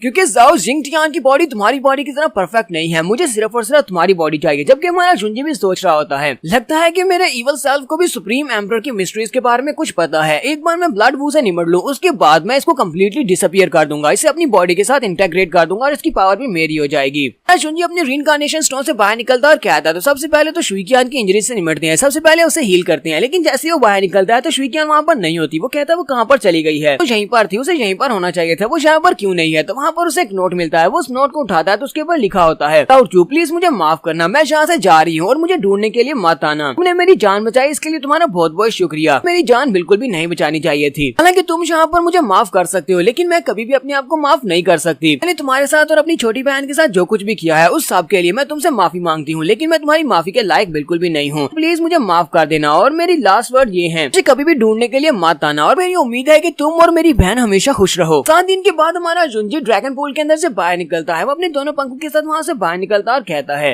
टाइगर केव के अंदर स्पिरिचुअल एनर्जी काफी ज्यादा थी। मुझे लगा ही था कि वहाँ पर बैठकर कल्टीवेट करना मेरे लिए ज्यादा फायदेमंद रहेगा। तो वहाँ पर कल्टीवेट करने सिर्फ 7 दिन में मैंने ब्रेक थ्रू कर लिया। मैं अर्थ स्पिरिट रॉ में पहुंच चुका हूँ। शुंजी यहाँ पर अभी भी शुइकियान के बारे में सोच रहा था। शुंजी कहता है पता नहीं वो लड़की लड़की कहाँ पर चली गई होगी, वो बहुत ज्यादा स्टबर्न है। अगर मैं उसे ढूंढने के लिए चला भी गया तब भी वो मेरे साथ बिल्कुल भी नहीं आने वाली, तो फिलहाल के लिए उसे ऐसे ही छोड़ देते हैं, खुद ही वापस आ जाएगी। मुझे लगता है कि मिस किन ने अभी तक मेरा काम कर दिया होगा। उसने पांचों बड़ी फैमिलीज को अपने लिए मर्ज कर लिया होगा, यानी कि उसने अपने क्लाउड बिजनेस के साथ उन पांचों बड़ी फैमिलीज को मर्ज करके एक बड़ा बिजनेस बना दिया होगा। मुझे उसके ऊपर पूरा भरोसा है कि वो अच्छे से बिजनेस कर सकती है। कहता है लास्ट टाइम के बाद से मेरी तलवार बहुत ही बुरी तरह से डैमेज हुई है, मुझे जहाँ पर अपने वेपन को दोबारा से फोर्ज करना होगा, जहाँ पर एक अच्छा वेपन चाहिए। इसके लिए मुझे काइजर स्नो के पास जाना होगा। शुंजी मिलिट्री फौज बेस के ऊपर जाता है। जब वो वहाँ पर पहुंचता है तो वहाँ पर कोई भी नहीं होता है। शुंजी कहता है यहाँ पर तो गलियों में भी कोई भी नहीं है और यहाँ पर इस घर में भी कोई भी नहीं है। वो चलाकर कहता है मिस्टर स्नो कहाँ पर हो, क्या कोई है यहाँ पर? तो साइड के ऊपर से आवाज आती है किसी लड़के के चलाने की। शुंजी कहता है ये तो स्नो की आवाज है। जल्दी से भागता हुआ वहाँ पर जाता है। वो जैसे वहाँ पर झाड़ियों में से निकलता है, स्नो पानी के अंदर बैठी नहा रही होती है और उसके सामने एक मेंढक होता है जिसे देखकर वो डर रही होती है। शुंजी जैसी झाड़ियों में से बाहर निकलता है वो सामने की तरफ देखता है, ब्रेक नहीं लगा पाता और मिस स्नो के ऊपर गिर जाता है। मिस स्नो कहती है ठरकी इंसान कहेंगे जो तुम क्या कर रहे हो, और वो बहुत ज्यादा गुस्सा हो जाती है। वो शुंजी के पीछे लग जाती है और उसे कहती है तुम यहाँ पर क्या मेरे पर नजर रखने के लिए आए थे? तुम यहाँ पर मुझे नहाता हुआ देखने के लिए आए हो? कहा था कि तुम्हारी एक वाइफ है और तुमने मेरे दादाजी से ये भी कहा था कि तुम मुझसे प्यार नहीं कर सकते, तुम मुझसे शादी नहीं कर सकते। अब यहाँ पर तुम मेरे पर पीपिंग करने के लिए आए हो। शुंजी से कहता है जरा रुको मुझे एक्सप्लेन तो करने दो। वो उसे कहती है बकवास बंद करो, मैंने जहाँ पर तुम्हें रंगे हाथ पकड़ा है। और साथ ही वो उसे एक जबरदस्त किक मारती है जिससे हमारा शुंजी वहीं पर नीचे गिर जाता है और उसे मारने पीटने के बाद वो उसे वहाँ पर बंस बनाकर देती है और कहती है चलो खाओ इसे। कहती है तुम्हारा कल्टीवेशन लेवल तो पहले से काफी ज्यादा बढ़ चुका है, तुम अर्थ स्पिरिट राम के 3rd लेवल तक पहुंच चुके हो। हमारा शुंजी से कहता है मुझे एक बात तो बताओ, आज इंपीरियल सिटी में कोई भी नहीं है, गलियां खाली पड़ी हैं और तुम्हारे इस 4G बेस के ऊपर भी कोई भी नहीं है, सभी लोग कहाँ पर हैं? तो असल में यहाँ पर स्नो को भी इस बारे में नहीं पता होता कि क्या हो रहा है। स्नो के दादाजी उसे कह रही होती हैं कि तुम्हें रिजेक्ट कर दिया, कि इसका मतलब ये नहीं है कि तुम पूरा महीना एक घर के अंदर ही बैठी रहोगी, चलो जल्दी से मेरे साथ बाहर आ जाओ, तुम अपने रूम से बाहर नहीं आती। उसे कहती है मुझे कैसे पता होगा, मैं तो सारा महीना घर पर ही थी। शुंजी उसे कहता है मैं तो यहाँ पर तुम्हारे दादाजी से मदद लेने के लिए आया था, मुझे एक वेपन फोर्ज करना है और मुझे उनकी मदद चाहिए। मिस स्नो से कहती है ग्रैंडपा यहाँ पर नहीं है, खाना खाने के बाद यहाँ से दफा हो जाना, तुम्हें मैं यहाँ पर देखना नहीं चाहती, वरना कभी भी यहाँ पर नहीं आना। शुंजी सोच रहा होता है जबकि मिस्टर स्नो यहाँ पर नहीं है तो इसका मतलब यह है कि मैं अपने आप से यहाँ पर एक वेपन फोर्ज कर सकता हूँ, तो फिर ठीक है। शुंजी से कहता है मैं यहाँ से जा रहा हूँ। मिस स्नो से कहती है ये तुम क्या कर रहे हो, तुम किस तरफ जा रहे हो, तुम्हें तो यहाँ से चले जाना चाहिए था। शुंजी कहता है मैं एक वेपन फोर्ज करने वाला हूँ, फोर्जिंग के दौरान मुझे डिस्टर्ब नहीं होना चाहिए, मैं चाहता हूँ कि दरवाजे के ऊपर रहकर मुझे गार्ड करना। मिस स्नो गुस्से की सबसे कहती है ये तुम क्या बकवास कर रहे हो, क्या मैं यहाँ पर तुम्हारी कोई बॉडी गार्ड हूँ? साथ ही वो उसकी पॉइंटेल को खींचते हुए कहती है तुम हमारे फोर्जिंग इक्विपमेंट्स को यूज नहीं कर सकते, ये एडवांस इक्विपमेंट्स हैं जो कि आर्मी के हैं, तुमने इनको खराब कर दिया तो मैं ग्रैंडपा को क्या जवाब दूंगी? शुंजी अपने पास से एक बुक निकालता है और उसे कहता है अच्छा ठीक है तुम एक बहुत ही बुरी लड़की हो, ये लो ये एक बहुत ही अच्छा स्किल है, तुम्हारी मार्शल आर्ट्स कल्टीवेशन के लिए बहुत ज्यादा सूटेबल है, इस मार्शल आर्ट्स कल्टीवेशन टेक्निक को यहाँ पर बैठकर कल्टीवेट करो, मैं यहाँ पर तुम्हें रिवार्ड के तौर पर देने वाला हूँ। और साथ ही वो दरवाजा बंद करके अंदर चला जाता है, जबकि मिस स्नो वहाँ पर वो बुक को फेंक देती है और कहती है चलो जल्दी से बाहर निकलो, क्या तुमने मेरी बात सुनी नहीं? तुम्हें यहाँ पर फोर्जिंग इक्विपमेंट्स को यूज करने की इजाजत नहीं है। लेकिन जैसे वो पीछे की तरफ देखती है जहाँ पर उसने बुक को फेंका था, जो मार्शल आर्ट्स की टेक्निक लिखी होती है वो इतनी पावरफुल होती है कि वहाँ पर फर्श भी जम जाता है। स्नो कहती है ये तो एक होली लेवल का स्किल है, फ्रीजिंग आइस फार्मूला, लड़के ने मुझे इतना पावरफुल स्किल ऐसे ही दे दिया और इस स्किल की इतनी ज्यादा पावर है कि इस बुक के साथ ही वहाँ का ग्राउंड भी जम गया है। स्नो उस बुक को वहीं पर ओपन करके बैठ जाती है और कहती है तो फिर ठीक है मैं दरवाजे के ऊपर बैठकर यहीं पर इसे प्रोटेक्ट करती हूँ। नेक्स्ट सीन हमें अरीना का दिखाया जाता है जहाँ पर ड्रीम फैमिली वाले चैलेंज कर रहे हैं। फैमिली का यंग मास्टर ब्लैंक जिन यहाँ पर बाकी के सभी लोगों को चैलेंज कर रहा होता है, स्पेशली यहाँ पर सिस फैमिली के बच्चों के साथ वो फाइट कर रहा होता है। तो वो कैम्सिस फैमिली के कोड डिसाइपल को बड़ी आसानी से हरा देता है और उन सभी से कहता है कैम्सिस फैमिली के लोग तो बहुत ज्यादा कमजोर हैं, तुम में से कोई और क्या मुझे चैलेंज करना चाहेगा, चलो जल्दी से यहाँ पर आ जाओ। स्टेज के ऊपर ड्रीम फैमिली के एल्डर और उनके साथ साथ ड्रीम फैमिली के मास्टर बैठे होते हैं। तो डिप्टी लीडर कहते हैं हालांकि ब्लैंक मेरा स्टूडेंट है, पिछले 3 साल से जब मैं सर्कुलेशन में था तब से उसकी कल्टीवेशन पहले से बहुत ज्यादा बढ़ी है और वो बहुत ज्यादा स्ट्रॉन्ग हो चुका है, आपका बहुत बहुत शुक्रिया, आपने इसको बहुत ही अच्छे से इंस्ट्रक्ट किया है।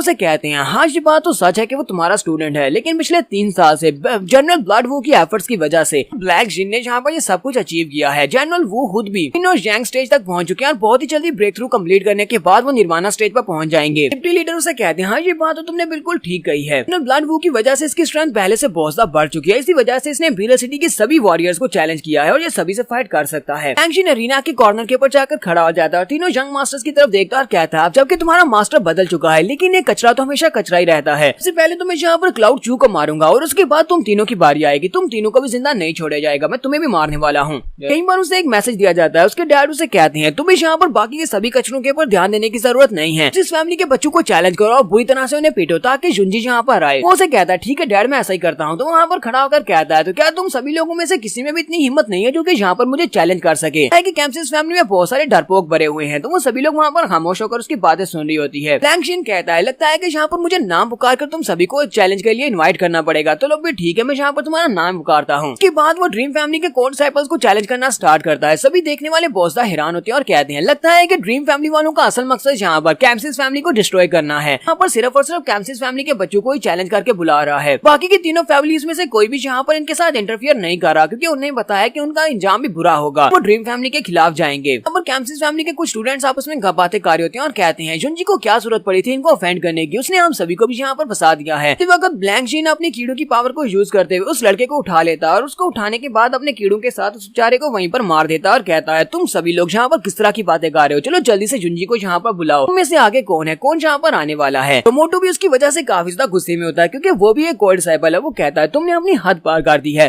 तो उसी वक्त वंडर हुआ आगे बढ़ता है और उससे कहता है मोटू मुझे वहाँ पर जाने दो, मुझे इससे फाइट करने दो। मोटू भी उसकी बात से काफी हैरान होता है। वंडर हुआ उसे कहता है हाँ ये बात ठीक है कि मैं जुंजी को पसंद नहीं करता, लेकिन वो हमारी कैम्सिस फैमिली का कोड डिसाइपल है। कैम्सिस फैमिली का कोड डिसाइपल होने के नाते मेरा फर्ज बनता है कि मैं अपने जूनियर ब्रदर के लिए यहाँ पर फाइट करूँ। वंडर हुआ जल्दी से जंप करता हुआ अरीना में चला जाता है और उसे कहता है मेरा नाम वंडर हुआ है, मैं कैम्सिस फैमिली का एक कोड डिसाइपल हूँ, प्लीज यहाँ पर मेरे साथ फाइट करो। वंडर हुआ के डैड भी वहीं पर होते हैं। वंडर हुआ के डैड जिसका नाम रिवर हुआ है वो कहते हैं ये समझ नहीं आ रही कि ये लोग यहाँ पर क्या करना चाहते हैं, ये यहाँ पर एनिवर्सरी के नाम पर ये सब कुछ कर रहे हैं। जबकि ड्रीम फैमिली के एल्डर भी उसकी तरफ घूर कर देखते हैं और कहते हैं तुम यहाँ पर इस बारे में नहीं जान सकते कि मेरा रियल प्लान क्या है। ऊपर की स्टेज का सीन भी दिखाते हैं जहाँ पर एम्परर जोसेफ टैंग बैठे होते हैं। जोसेफ टैंग वहाँ पर बैठे होते हैं और उनके पास उनके सोल्जर्स भी होते हैं। एक बंदा उनके पास आता है और कहता है कि डॉक्टर ने आपके लिए एक मशवरा भिजवाया है। उन्होंने कहा है कि अगर ड्रीम फैमिली वाले यहाँ पर इस चैलेंज को जीत जाते हैं, इस कंपटीशन को जीत जाते हैं, तो आपकी जान को यहाँ पर खतरा हो सकता है, इसलिए आपको जल्दी से जल्दी वापस चले जाना चाहिए, आपको यहाँ पर नहीं होना चाहिए। तो सलाह माने और मेरे साथ वापस आए, हमें वापस चलना है, हम पैलेस में चलते हैं। जोसेफ टैंग उसे कहते हैं वो जैन जैंग वो तो मेरा डॉक्टर है, लेकिन वो हमेशा इसी तरह की बातें करता है, उसे पता है मेरी कंडीशन कैसी है और मुझे भी पता है मेरी कंडीशन कैसी है। कहो कि वो एक डॉक्टर है, उसे मेरा सलाहकार बनने की जरूरत नहीं है, मुझे कहाँ पर जाना और क्या करना है ये उसे बताने की जरूरत नहीं है, उसे कहो कि सिर्फ और सिर्फ मेरे लिए मेडिसिन ही बनाता रहे। तो यहाँ पर हम लोग अपनी एपिसोड 85 का एंड करेंगे। एपिसोड की एक्सप्लेनेशन अच्छी लगी हो तो कमेंट करके जरूर बताइएगा, चैनल को सब्सक्राइब कर दे, वीडियो को लाइक और शेयर कर दे। शुक्रिया।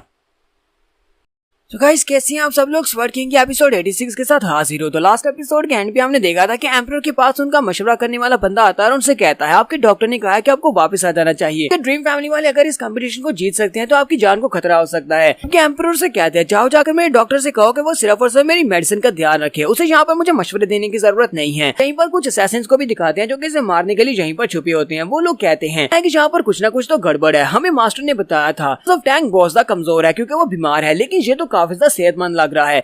हमारी इन्फॉर्मेशन गलत थी, यहाँ पे ये बंदा कोई सब्स्टिट्यूट है, एम्परर की जगह पर कोई और यहाँ पर आकर बैठा हुआ है। दूसरा बंदा उसे कहता है लेकिन मास्टर का मैसेज कैसे गलत हो सकता है, मास्टर ने इस बात को कंफर्म किया है कि एम्परर जोसेफ टैंग यहाँ पर आया है। दूसरा उसे कहता है तो फिर बताओ कि हमें आगे क्या करना है, क्या हम लोग किसी को मार डालें। वो लोग कहते हैं तो फिर ठीक है, हम लोग यहीं पर छुपकर इस सिचुएशन का जायजा लेते हैं, जब हमें कंफर्म हो जाएगा कि यही रियल एम्परर है हम इसे निकलकर मार डालेंगे। जबकि एम्परर भी वहाँ पर बैठा ये सारा कंपटीशन देख रहा होता है। नेक्स्ट सीन हमें फिर से सोल्जर पवेलियन का दिखाया जाता है, जहाँ पर मिस स्नो बाहर बैठी कल्टीवेशन टेक्निक को मास्टर करने की कोशिश कर रही होती है। वो कहती है ये तो वाकई में एक होली लेवल का स्किल है, जैसे जैसे मैं इसको पढ़ती जा रही हूँ ये काफी ज्यादा अच्छी है, मैं इसके फर्स्ट लेवल तक पहुंच चुकी हूँ। स्पिरिचुअल सी पहले से ज्यादा प्योर हो चुका है। यानी क्लाउड चू अंदर क्या कर रहा होगा, वो पता नहीं अंदर क्या कर रहा है। तो हमारा शुंजी अंदर एक वेपन को फोर्ज करने की कोशिश कर रहा होता है। ये कहता है लास्ट टाइम ड्रैगन पीक की केव के अंदर से मुझे एक स्वर्ड मिली थी जो कि MFG स्टोन से बनी थी। वो वाला स्टोन तो काफी ज्यादा अच्छा था और उसके साथ मैंने अपनी तलवार को अपग्रेड भी किया था, लेकिन अब मुझे यहाँ पर अपनी तलवार को अपग्रेड करना होगा ताकि मैं इसे किंग लेवल का वेपन बना सकूं। किंग लेवल का वेपन बनाना इतना भी आसान काम नहीं है, इसके लिए मुझे बहुत ज्यादा मेहनत की जरूरत पड़ेगी और मुझे यहाँ पर किसी न किसी ऐसी चीज की जरूरत है जो मिसिंग है। हालांकि मेरे पास काफी सारे मटेरियल्स हैं। वहीं पर जोर जोर से थोड़ा मारते हुए उसके हाथ के ऊपर चोट लगती है, जिससे ब्लड का एक ड्रॉप उसकी तलवार के ऊपर गिर जाता है। जैसे ही वो ब्लड ड्रॉप उसकी तलवार पर गिरता है तो उससे जबरदस्त एनर्जी निकलती है। जुंजी कहता है अब मुझे याद आया, ब्लड के अंदर फीनिक्स का एसेंस है, अगर मैं अपने फीनिक्स के ब्लड एसेंस को इसमें डाल देता हूँ अपने वेपन के अंदर तो उसे किंग लेवल का वेपन बन सकता है। मेरे ब्लड के अंदर ना सिर्फ फीनिक्स का ब्लड एसेंस है बल्कि इसके साथ बीस्ट फायर भी शामिल है। जुंजी अपने हाथ में अपना नाइफ पकड़ता है और इसी के साथ ही वो अपनी कलाई के ऊपर कट लगाता है और उस कट लगाने के साथ ब्लड बहाकर उस तलवार के ऊपर डाल देता है। जैसे वो तलवार के ऊपर ब्लड डालता है तो कमरे के अंदर से जबरदस्त एनर्जी निकलती है, क्योंकि उसने यहाँ पर एक किंग लेवल का वेपन बना लिया है। जब वो एनर्जी निकलती है वो एनर्जी भी इतनी ज्यादा पावरफुल होती है, पूरे के पूरे इंपीरियल सिटी में फैलने वाली है। दूसरी तरफ का भी सीन दिखाते हैं जहाँ पर ब्लैंक शीन बड़ी आसानी के साथ अपनी फाइट को जीत रहा होता है, तो वो वंडर हुआ को बड़ी आसानी से हरा देता है। वो उसके ऊपर अटैक करते हुए पीछे की तरफ हटाता है, फिर साथ ही वो अपने पास एक बाला निकालता है और उस बाले को वंडर हुआ की तरफ फेंक देता है, जो कि जाकर सीधा उसे लगने लगता है। जैसे ही वो बाला उसकी तरफ जा रहा होता है उसी वक्त उन्हें जबरदस्त प्रेशर महसूस होता है। प्रेशर इतना ज्यादा पावरफुल होता है कि उसका जो कीड़ों से बना हुआ बाला होता है हुआ की बॉडी के साथ पहुंचने के साथ ही वहीं पर डेसिपेट हो जाता है, यानी कि वो सारे के सारे कीड़े एक दूसरे से अलग हो जाते हैं और वो बाला डिस्ट्रॉय हो जाता है। वंडर हुआ की जान जहाँ पर बच जाती है और वो सभी लोगों को जो प्रेशर महसूस होता है कहता है ये प्रेशर तो बहुत ज्यादा जबरदस्त है, हम लोग तो अपनी बॉडी को मूव भी नहीं कर पा रहे। कि जो बड़े बड़े मास्टर्स होते हैं उन सभी को ये बात पता होती है। वो लोग कहते हैं ये वाला ओरा, ये ओरा तो एक किंग का ओरा है। मास्टर लिन भी यहीं पर होते हैं। मास्टर लिन कहते हैं जब ह्यूमंस की तरफ से यहाँ पर कुछ एनोमलीज होती हैं तब किंग वेपन अपीयर होते हैं। 50 वाइस लीडर भी काफी ज्यादा घबरा जाता है और कहता है ये तो एक किंग वेपन है, लेकिन काइजर स्नो तो यहाँ पर है, फिर ये किंग वेपन किसने बनाया होगा? उसके पास इतनी पावरफुल फोर्जिंग टेक्निक है कि जो कि फोर्जिंग को करते हुए यहाँ पर एक किंग लेवल का वेपन बना सके। हमारी क्लाउड डायनेस्टी का ये तीसरा किंग लेवल का वेपन है। कि मास्टर काइजर स्नो को पता होता है। वो कहते हैं ये सिर्फ और सिर्फ एक ही इंसान हो सकता है। ये सभी लोग भी कहते हैं हाँ सिर्फ एक इंसान हो सकता है, क्लाउड चू, उसके अलावा कोई भी नहीं हो सकता। जोसेफ टैंक यानी कि एम्परर भी इसी बारे में सोच रहा होता है और कहता है हमारी डायनेस्टी में तीसरा वेपन अपीयर हुआ है, एक किंग लेवल का वेपन। एक वेपन कैम्सिस फैमिली के पास है, दूसरा वेपन ड्रीम फैमिली के पास है और तीसरा अब एक और अपीयर हो चुका है। मैं इस वेपन को यूज कर पाऊँ तो मैं यहाँ पर अपनी डायनेस्टी में शांति ला सकता हूँ। अगर मैं इसको यूज नहीं कर पाया तो हमारी क्लाउड डायनेस्टी डिस्ट्रॉय हो जाएगी। वहाँ पर ये सब कुछ हो रहा होता है क्योंकि वहाँ पर हंगामा मचा होता है। इसी वजह से वहाँ पर जो असैसिन्स होते हैं वो स्मोक बॉम्ब्स को वहाँ पर फेंकते हैं। तो गार्ड्स होते हैं वो वहीं पर स्मोक बॉम्ब की स्मोक को सूंघने के बाद बेहोश हो जाते हैं। उनके बेहोश होने के बाद जोसेफ टैंक कहता है लगता है कि ये वक्त आ चुका है, ये सभी लोग मेरे पर अटैक करने के लिए रेडी हैं। तो वो असैसिन उसे कहते हैं जोसेफ टैंक तुम पिछले कई सालों से एक एम्परर बनकर यहाँ पर बैठे हुए हो, तुम्हें नहीं लगता कि अब तुम बहुत ज्यादा थक चुके हो, तुम्हारा टाइम पूरा आ चुका है, बस भी करो। जनरल वो बहुत ही जल्दी वापस आने वाले हैं, ये अब एम्परर के चेंज होने का वक्त है, हमारी क्लाउड डायनेस्टी को एक नया एम्परर चाहिए और तुम्हें मरना होगा। और वो जोसेफ टैंक के ऊपर अटैक करने के लिए आगे बढ़ती हैं। जबकि नेक्स्ट सीन में फिर से सोल्जर पवेलियन का दिखाया जाता है। मिस स्नो जो कि कल्टीवेट कर रही होती है क्योंकि सबके बहुत ज्यादा करीब होती है, वहाँ से जो प्रेशर निकलता है उसकी वजह से वो वहीं पर ग्राउंड के ऊपर गिर जाती है। वो पीछे की तरफ देखती है तो इनका पूरे का पूरा सोल्जर पवेलियन ही बर्बाद हो चुका होता है। ये देखकर बहुत ज्यादा हैरान होती है और वो भागती हुई अंदर आती है और कहती है क्लाउड क्लाउड क्या हुआ, क्या तुम ठीक हो? शुंजी अपने हाथ में एक बड़ी सी तलवार लेकर खड़ा आता है और कहता है ये मेरा पहला किंग वेपन है, जबकि मेरे पास मेरा किंग वेपन आ चुका है तो मैं इसे यहाँ पर एक नया नाम देता हूँ कि ये फिनिक्स की एसेंस और बीस्ट फायर से बना है तो मैं इसे नया नाम दूंगा। मैं इसके बाद इसे फायर क्लाउड कहूंगा। तब वो उसे फायर क्लाउड कहता है तो उसके अंदर से एनर्जी निकलती है। शुंजी उसके साथ लाड करना शुरू कर देता है और कहता है मुझे पता था तुम्हें अपना नाम पसंद आएगा, आज के बाद तुम्हारा नाम फायर क्लाउड है। जबकि स्नो दूर खड़ी ये देख रही होती है और कहती है जरा देखो तो सही अपनी तलवार से किस तरह प्यार कर रहा है, तुम्हें तो इसी से शादी कर लेनी चाहिए, इसे अपनी वाइफ बना लो।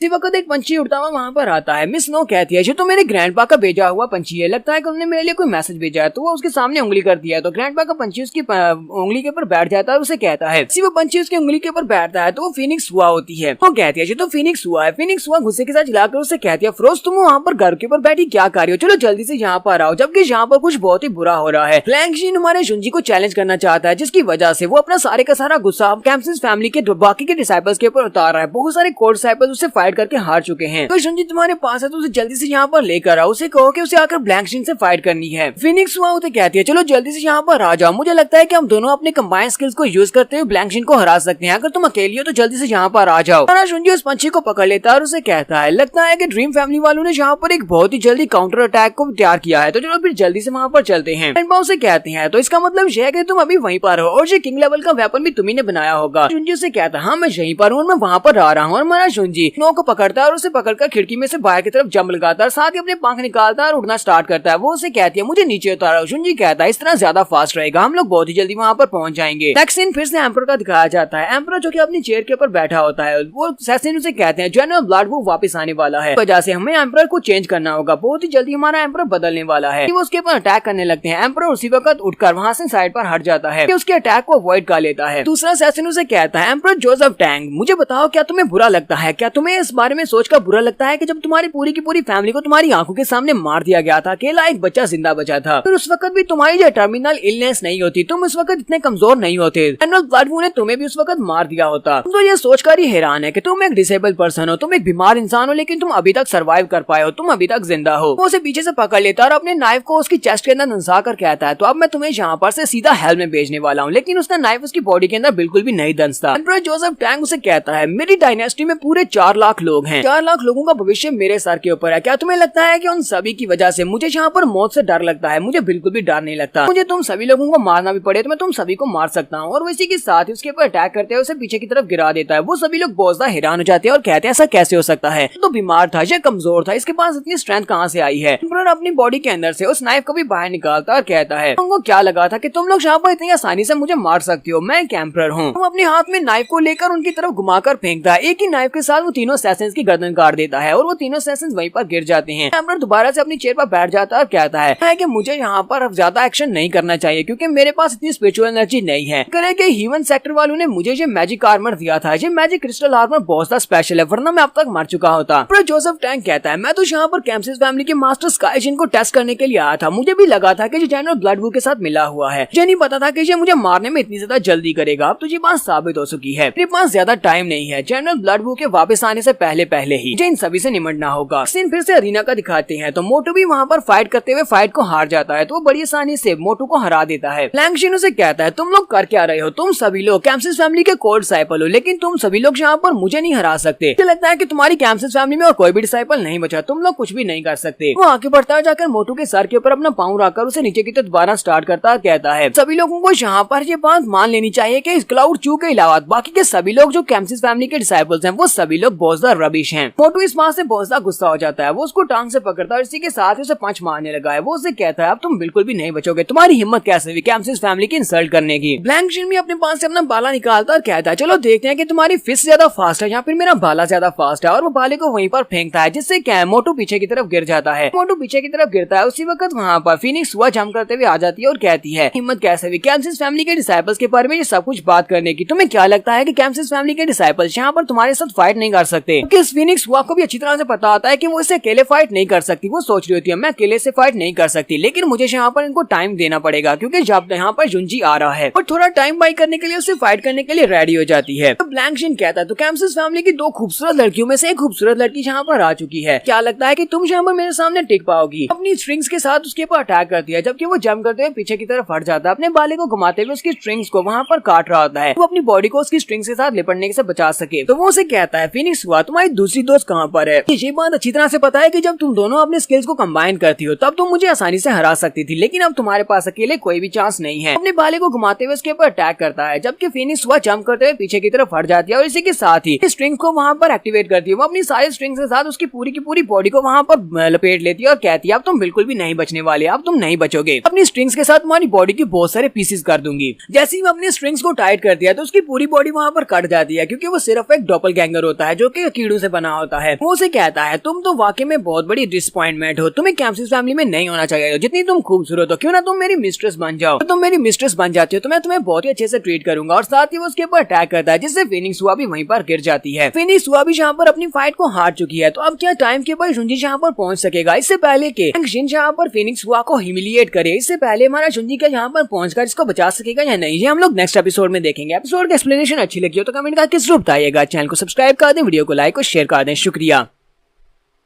तो गाइस कैसे हैं आप सब लोग? स्वॉर्ड किंग के एपिसोड 87 के साथ हाजिर हो। तो लास्ट एपिसोड के एंड पे हमने देखा था फीनिक्स हुआ ब्लैंक शीन के साथ फाइट कर रही होती है। ब्लैंक शीन उसके ऊपर अटैक करते हुए उसे जख्मी करके नीचे ग्राउंड के ऊपर गिरा देता है, जिसकी वजह से फीनिक्स हुआ के कपड़े फट जाते हैं। लेकिन अब वो यहाँ पर रुकने वाला नहीं है, वो उसे और भी ज्यादा ह्यूमिलिएट करने वाला है। ऊपर की तरफ जंप करता है, अपने हाथ में अपने बाले को पकड़ता है और उसके ऊपर अपने बाले से अटैक कर देता है। तो फीनिक्स हुआ सोच रही होती है मेरी बैक पूरी तरह से हट कर रही है और मैं यहाँ पर अपनी फुल स्ट्रेंथ को यूज नहीं कर सकती, कि अब मैं मरने वाली हूँ। लेकिन जब वो अपने बाले को उसकी तरफ फेंकता है तो फीनिक्स हुआ अपनी पावर को यूज करती है और फिर से अपने थ्रेड्स को यूज करते हुए बाले को वहां पर हवा में रोकने की कोशिश करती है, लेकिन वो बाला उसके बहुत ज्यादा करीब पहुंच जाता है, जो कि उसके माथे के करीब पहुंचा होता है। उसने अपने दोनों हाथों के साथ भी बाले को ब्लॉक किया होता है, हाथों के अंदर से ब्लड बह रहा होता है। लेकिन जैसे ही वो बाला उसके करीब पहुंचता है वो बाला कीड़ों से बना होता है और उसके अंदर से कीड़े निकलना स्टार्ट हो जाते हैं और वो सारे का सारा डेसिपेट हो जाता है। वो सारे बाले के अंदर से जितने कीड़े निकलते हैं वो उसकी पूरी बॉडी के साथ लिपट जाते हैं और साथ साथ उसके कपड़ों को वहाँ पर वो खा रहे होते हैं। फीनिक्स वहाँ ऊपर खड़ा लात टपका रहा होता है, बेशर्मों की तरह कहता है अब देखते हैं कि तुम कितनी ज्यादा खूबसूरत हो, जितना ज्यादा तुम स्क्रीम करोगे यानी जितना ज्यादा तुम चिल्लाओगे मुझे उतना ज्यादा मजा आएगा। जैसे जैसे उसके कीड़े उसकी बॉडी के ऊपर से कपड़ों को फाड़ते जा रहे होते हैं, ये सभी लोग जो कि उसके साथ होते हैं वो उसके ऊपर बहुत ज्यादा तरस महसूस कर रहे होते हैं, जबकि बाकी के सभी लोग खुश हो रहे होते हैं। और फीनिक्स वहाँ पर जोर जोर से चिल्ला रही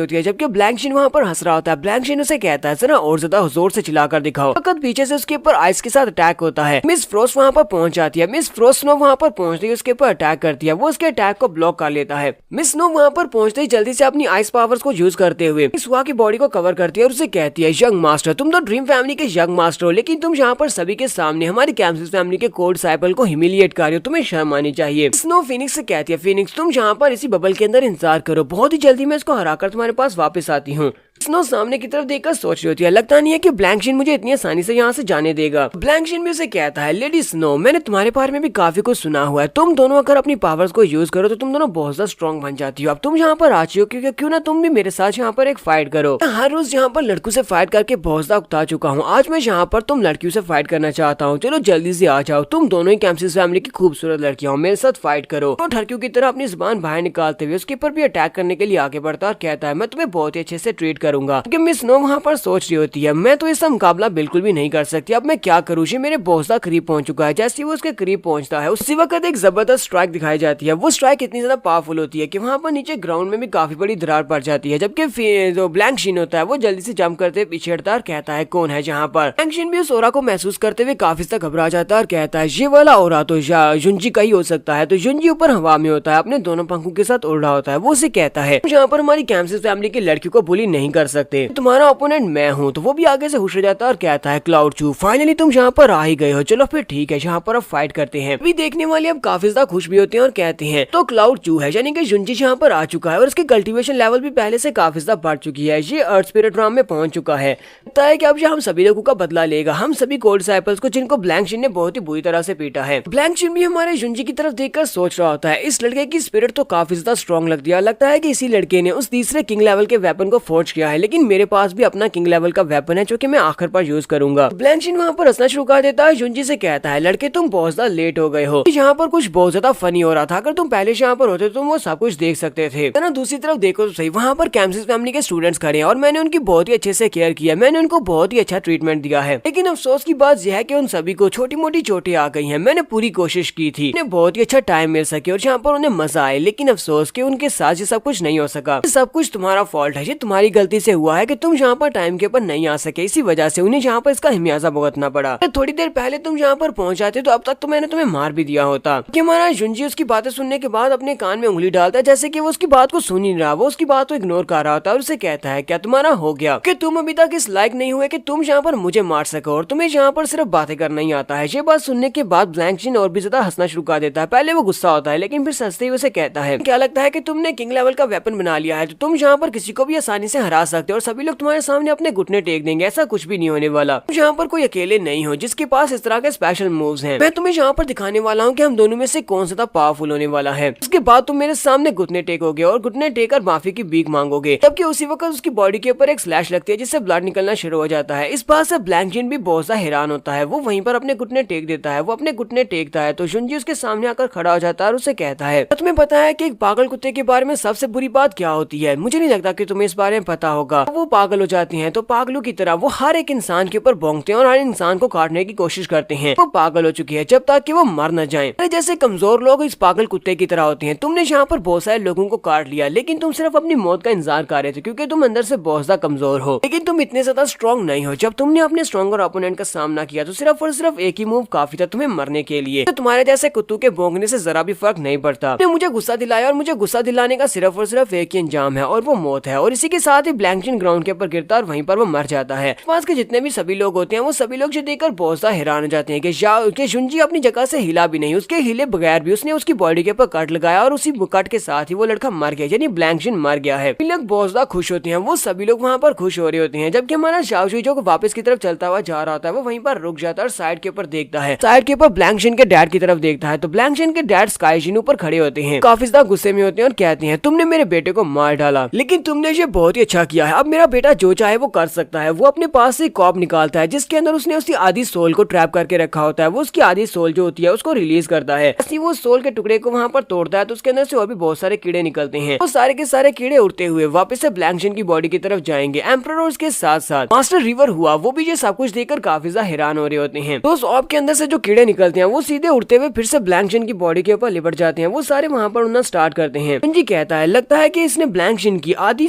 मास्टर सोल की कल्टीवेशन की पावर को एक ऑर्ब के अंदर सील किया हुआ था। ये मेथड इसीलिए इस्तेमाल किया जाता है अगर आप अपनी हाफ सोल के साथ फाइट करते हुए बहुत ज्यादा जख्मी हो जाते हैं और मरने के बहुत ज्यादा करीब होते हैं और आप अपने बाकी के हाफ हिस्सा को रिलीज करते हैं और इसे यूज कर लेते हैं, तो इससे ऐसे ही होगा जैसे कि आपको एक नई जिंदगी मिल जाए, कि आप अपनी लाइफ टाइम को एक्सटेंड कर सकते हैं। वो सारे के सारे कीड़े जाकर ब्लैंक जिन की बॉडी को उठा लेते हैं और उसकी बॉडी के साथ लिपटना स्टार्ट होते हैं। इसी के साथ ही ब्लैंक जिन अपने पास से उस स्पेशल किंग लेवल के वेपन को निकालता है जो कि एक बॉडी आर्मर होता है। स्पेशल बॉक्स को निकालता है और उसको भी यूज करता है। तो वो सारे कीड़े जो कि उसकी बॉडी के साथ लिपटे होते हैं, उस स्पेशल बॉक्स को यूज करते हुए जब वो उसकी बॉडी के ऊपर आर्मर चिपक जाता है, उसकी पूरी बॉडी वहां पर आर्मर के साथ कवर हो जाती है। तो बॉडी के ऊपर नया कवच आ जाने के बाद अब उसके डिफेंसेस बहुत ज्यादा हाई हो चुके हैं। वो हमारे जुंजी से कहता है, जुंजी मैं तो एक लंबे अरसे से इस दिन का इंतजार कर रहा था, चलो देखते हैं कि अब यहाँ पर कैसे हम लोग फाइट करेंगे, क्योंकि मैं इस स्पेशल किंग लेवल के वेपन आर्मर को यूज करना चाहता था। उस आर्मर को पहनने की वजह से, क्योंकि इसके पास जो मार्शल कल्टीवेशन की सोल है वो कीड़ों के टाइप की है, इसी वजह से जब वो उस आर्मर को पहनता है तो वो एक कॉकरोच बन जाता है। वो जुंजी से कहता है मेरे पास जो आर्मर है ये इनविंसिबल है, क्योंकि मैंने यहाँ पर किंग लेवल के आर्मर को यूज किया है। अब देखते हैं कि क्या तुम यहाँ पर मेरे सामने टिक पाओगे। स्किन कहती है ये तो ड्रीम आर्मर है, ये तो ड्रीम फैमिली का सबसे टॉप लेवल का ट्रेजर है, ये किंग लेवल का वेपन है। कि लॉरेन अपने पास से स्पैचुला निकालती है और कहती है ये तो एक बड़ा सा कॉकरोच है, मुझे अभी इसको मारना है, ये तो बहुत ही गंदा है। यहाँ पर यंग मास्टर सून लोगों को बताता है कि ये एक ड्रीम आर्मर है, लेकिन ड्रीम आर्मर के अंदर ब्लैक मैटर होता है और ऊपर से बंदे ने इसको यूज करना होता है, उसके दिल के साथ भी इसने जुड़ना होता है, क्योंकि ये ब्लैक जिन बहुत ज्यादा इवल हार्ट रखता है। इसी वजह से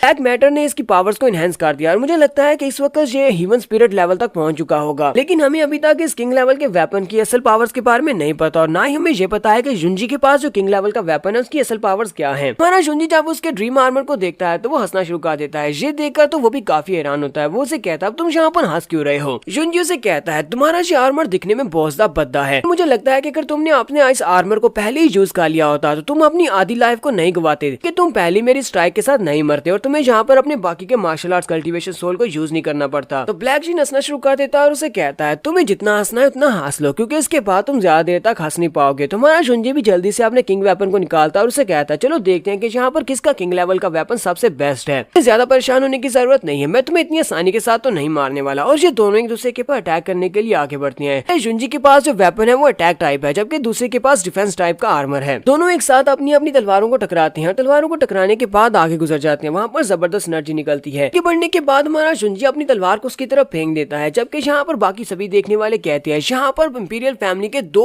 किंग लेवल के वेपन आपस में एक दूसरे से फाइट कर रहे हैं। फैमिली वालों के पास पिछले कई सालों से एक किंग लेवल का वेपन था जिसे वो ड्रीम आर्मर कहते हैं। इस ड्रीम आर्मर को लेवल का वेपन कहा जाता है क्योंकि इसके डिफेंसेस बहुत ज्यादा टफ हैं। जबकि जुंजी यहाँ पर एक स्पेशल वेपन को यूज कर रहा है जिसका नाम फायर क्लाउड है, जो कि उसने खुद अपने हाथों से बनाया है। इस नए किंग लेवल के वेपन की पावर्स के बारे में कुछ भी नहीं पता, इसी वजह से ये बहुत ज्यादा स्कैरी है, क्योंकि हमें नहीं पता कि आगे जाकर इस किंग लेवल के वेपन की पावर्स क्या होंगी। लगता है कि ये इंपीरियल सिटी में आज तक की सबसे पावरफुल फाइट होने वाली है, जो कि यहाँ के सबसे पावरफुल शील्ड और सबसे पावरफुल तलवार के दरमियान में हो रही है। तो यहीं पर फाइट करते करते हमारा जुंजी अपनी तलवार को यूज करते हुए उसके कंधे के ऊपर अपनी तलवार मारता है, लेकिन उसकी तलवार उसके कंधे के अंदर दंस नहीं पाती। इंजन पीछे की तरफ मुड़ता है, जुंजी से कहता है ये ब्लैक आर्मर ये स्टील से भी ज्यादा हार्ड है, तुम अपने इस किंग लेवल के वेपन के साथ भी इस आर्मर को भेद नहीं पाओगे, मेरी बॉडी तक तुम नहीं पहुंच पाओगे। तुम्हें क्या लगा था कि तुम अपनी तलवार को मेरी बॉडी के अंदर दंसाकर मेरे बाजू काट दोगे, ऐसा बिल्कुल भी नहीं होने वाला। यहाँ पर नहीं जीत सकते। इतना ज्यादा टाइम गुजरता जाएगा उतना ज्यादा ये आर्मर मेरी बॉडी के साथ फिट होता जाएगा, और जब ये आर्मर मेरी बॉडी के साथ फिट हो जाएगा ये मेरी बॉडी का हिस्सा बन जाएगा। मेरे डिफेंसेस 100% हो जाएंगे, यानी कि कोई भी मेरे आर्मर को भेद नहीं पाएगा। तुम्हारी तलवार तो यहाँ पर मुझे बिल्कुल भी नुकसान नहीं पहुंचा सकती। और साथ ही हमारे जुंजी को उठाकर ग्राउंड के ऊपर पटक देता है। यहाँ पर हम लोग अपनी एपिसोड 87 का एंड करेंगे। नेक्स्ट एपिसोड में देखेंगे कि हमारा जुंजी जिन को कैसे मार पाएगा, क्या इसे मारना आसान हो पाएगा या नहीं। एपिसोड की एक्सप्लेनेशन अच्छी लगी हो तो कमेंट करके जरूर बताइएगा। चैनल को सब्सक्राइब कर दे, वीडियो को लाइक और शेयर कर दे। शुक्रिया।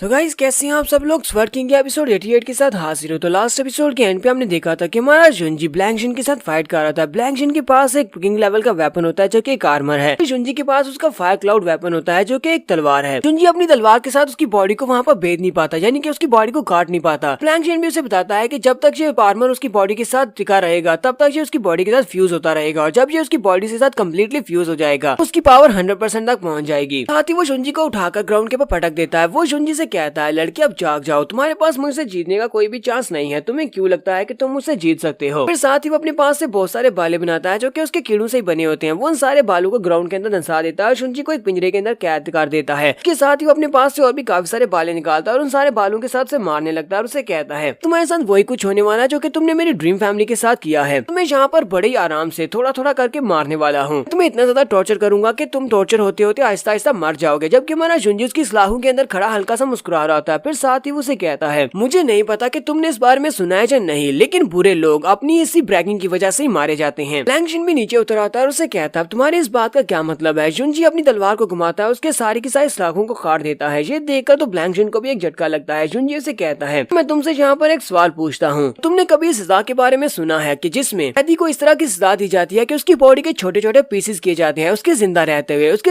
हुए उसकी बॉडी के पीसेस करते हैं, लेकिन उसका खून न बहे इसके लिए जिस ब्लेड के साथ उसकी बॉडी के छोटे छोटे पीसेस किए जाते हैं उसे आग में रखकर बहुत ज्यादा गर्म कर दिया जाता है, ताकि जहाँ पर भी वो बॉडी को कट करे वहाँ पर साथ ही खुश्क हो जाए और वहाँ से खून ना निकले। शुंजी अपनी तलवार के ऊपर अपनी फायर को एक्टिवेट करता है और अपनी तलवार को वहाँ पर फायर रेड करना स्टार्ट करता है। शुंजी उसे कहता है क्या तुम्हें पता है कि जब तक उसकी बॉडी के ऊपर से मांस के छोटे छोटे पीसेस को उतारा जाता है तक वो जिंदा रहता है, यहाँ तक कि उसके आखिरी बड़े किसी पार्ट को न काट दिया जाए तब जाकर वो कहीं मरता है। तुम्हें पता है कि वो कौन सा क्रिमिनल लॉ है? क्या तुम्हें उस सजा के बारे में पता है कि उसको क्या कहते हैं? तो मैं तुम्हें बताता हूँ कि उसको क्या कहते हैं। उस स्पेशल लॉ को कहते हैं लिंची, जहाँ पर तुम्हें वही सजा देने वाला हूँ। और साथ ही वो अपनी तलवार को घुमाते हुए उसकी बॉडी के ऊपर अटैक करना स्टार्ट करता है। उसे कहता है तो ये मैंने वो तरीका तुम्हारे लिए यूज किया है, इसी तरीके के साथ मैं यहाँ पर तुम्हारी जान लेने वाला हूँ। मैं तो यहाँ पर बस इंतजार कर रहा था कब तुम अपने इस आर्मर को अपनी बॉडी के साथ कम्प्लीटली फ्यूज कर लो। जब तुम अपने आर्मर को बॉडी के साथ कम्प्लीटली फ्यूज कर लोगे बाद में यहाँ पर तुम्हें बड़ी आसानी से आहिस्ता आहिस्ता करके मार सकता हूँ, जिससे तुम्हें दर्द भी बहुत ज्यादा होगा। इसी के साथ ही शुंजी ने उसकी बॉडी के ऊपर स्लैशेस लगाए थे, उसकी बॉडी के पार्ट्स वहाँ पर नीचे गिरना स्टार्ट होते हैं, उसकी पूरी बॉडी के ऊपर से फ्लैश के छोटे छोटे पीसेस होने के बाद वहाँ पर गिरना स्टार्ट होते हैं, लेकिन वो अभी तक जिंदा होता है। सोच रहा होता है ऐसा कैसे हो सकता है, हमारा ड्रीम आर्मर इतनी आसानी के साथ इससे कैसे हार सकता है। असू और बॉडी के कुछ पीसेस के कटने के बाद वो वहाँ से भागने की कोशिश करता है। शुंजी उसे कहता है क्या तुम्हें अब पता चला यहाँ पर स्ट्रॉन्ग और कमजोर के दरमियान में क्या डिफरेंस है? किसी कमजोर के हाथ में एम्परर लेवल का वेपन भी पकड़ा दिया जाएगा लेकिन फिर भी वो कमजोर ही रहेगा। यही फर्क होता है कमजोर और स्ट्रॉन्ग में। और इसी के साथ ही वो अपनी तलवार को घुमाता है और उसकी बाकी की बची हुई बॉडी के भी वहाँ पर पीसेस कर देता है। जबकि मरने से पहले वो अपने फादर से कह रहा होता है डैड मुझे बचा लो। डैड बहुत ज्यादा गुस्सा हो जाते हैं। स्काईशिन कहते हैं मैं अपने बेटे का बदला लूंगा और वो जल्दी से जंप करते हुए अरीना में उतर आते हैं। कि उसी वक्त रिवर हुआ भी जल्दी से जंप करते हुए अरीना में आ जाते हैं ताकि वो शुंजी को बचा सके। वहाँ पर जबरदस्त पावर्स का क्लैश होता है, दोनों अपनी अपनी पावर्स को यूज करते हुए दूसरे के ऊपर अटैक करते हैं। एक शुंजी को मारना चाहता है, एक शुंजी को बचाना चाहता है, जबकि हमारा शुंजी उनके सेंटर में खड़ा होकर अपनी पावर्स को रिलीज करता है और दोनों के अटैक को ब्लॉक कर लेता है। शुंजी उन दोनों से कहता है तुम दोनों ही बहुत ज्यादा पावरफुल मास्टर हो, तुम दोनों ही ह्यूमन स्पिरिट के 9th लेवल तक पहुंच चुके हो, लेकिन हमारा अरीना काफी ज्यादा छोटा है, क्यों ना हम लोग किसी बड़े अरीना में चले जाएं। पर हुआ पीछे हटने के बाद सोच रही होती है मैं तो इस बारे में इमेजिन भी नहीं कर सकता कि ये लड़का इतना स्ट्रॉन्ग हो चुका है कि ये 2 पावरफुल एक्सपर्ट्स के अटैक को एक साथ ब्लॉक कर सके।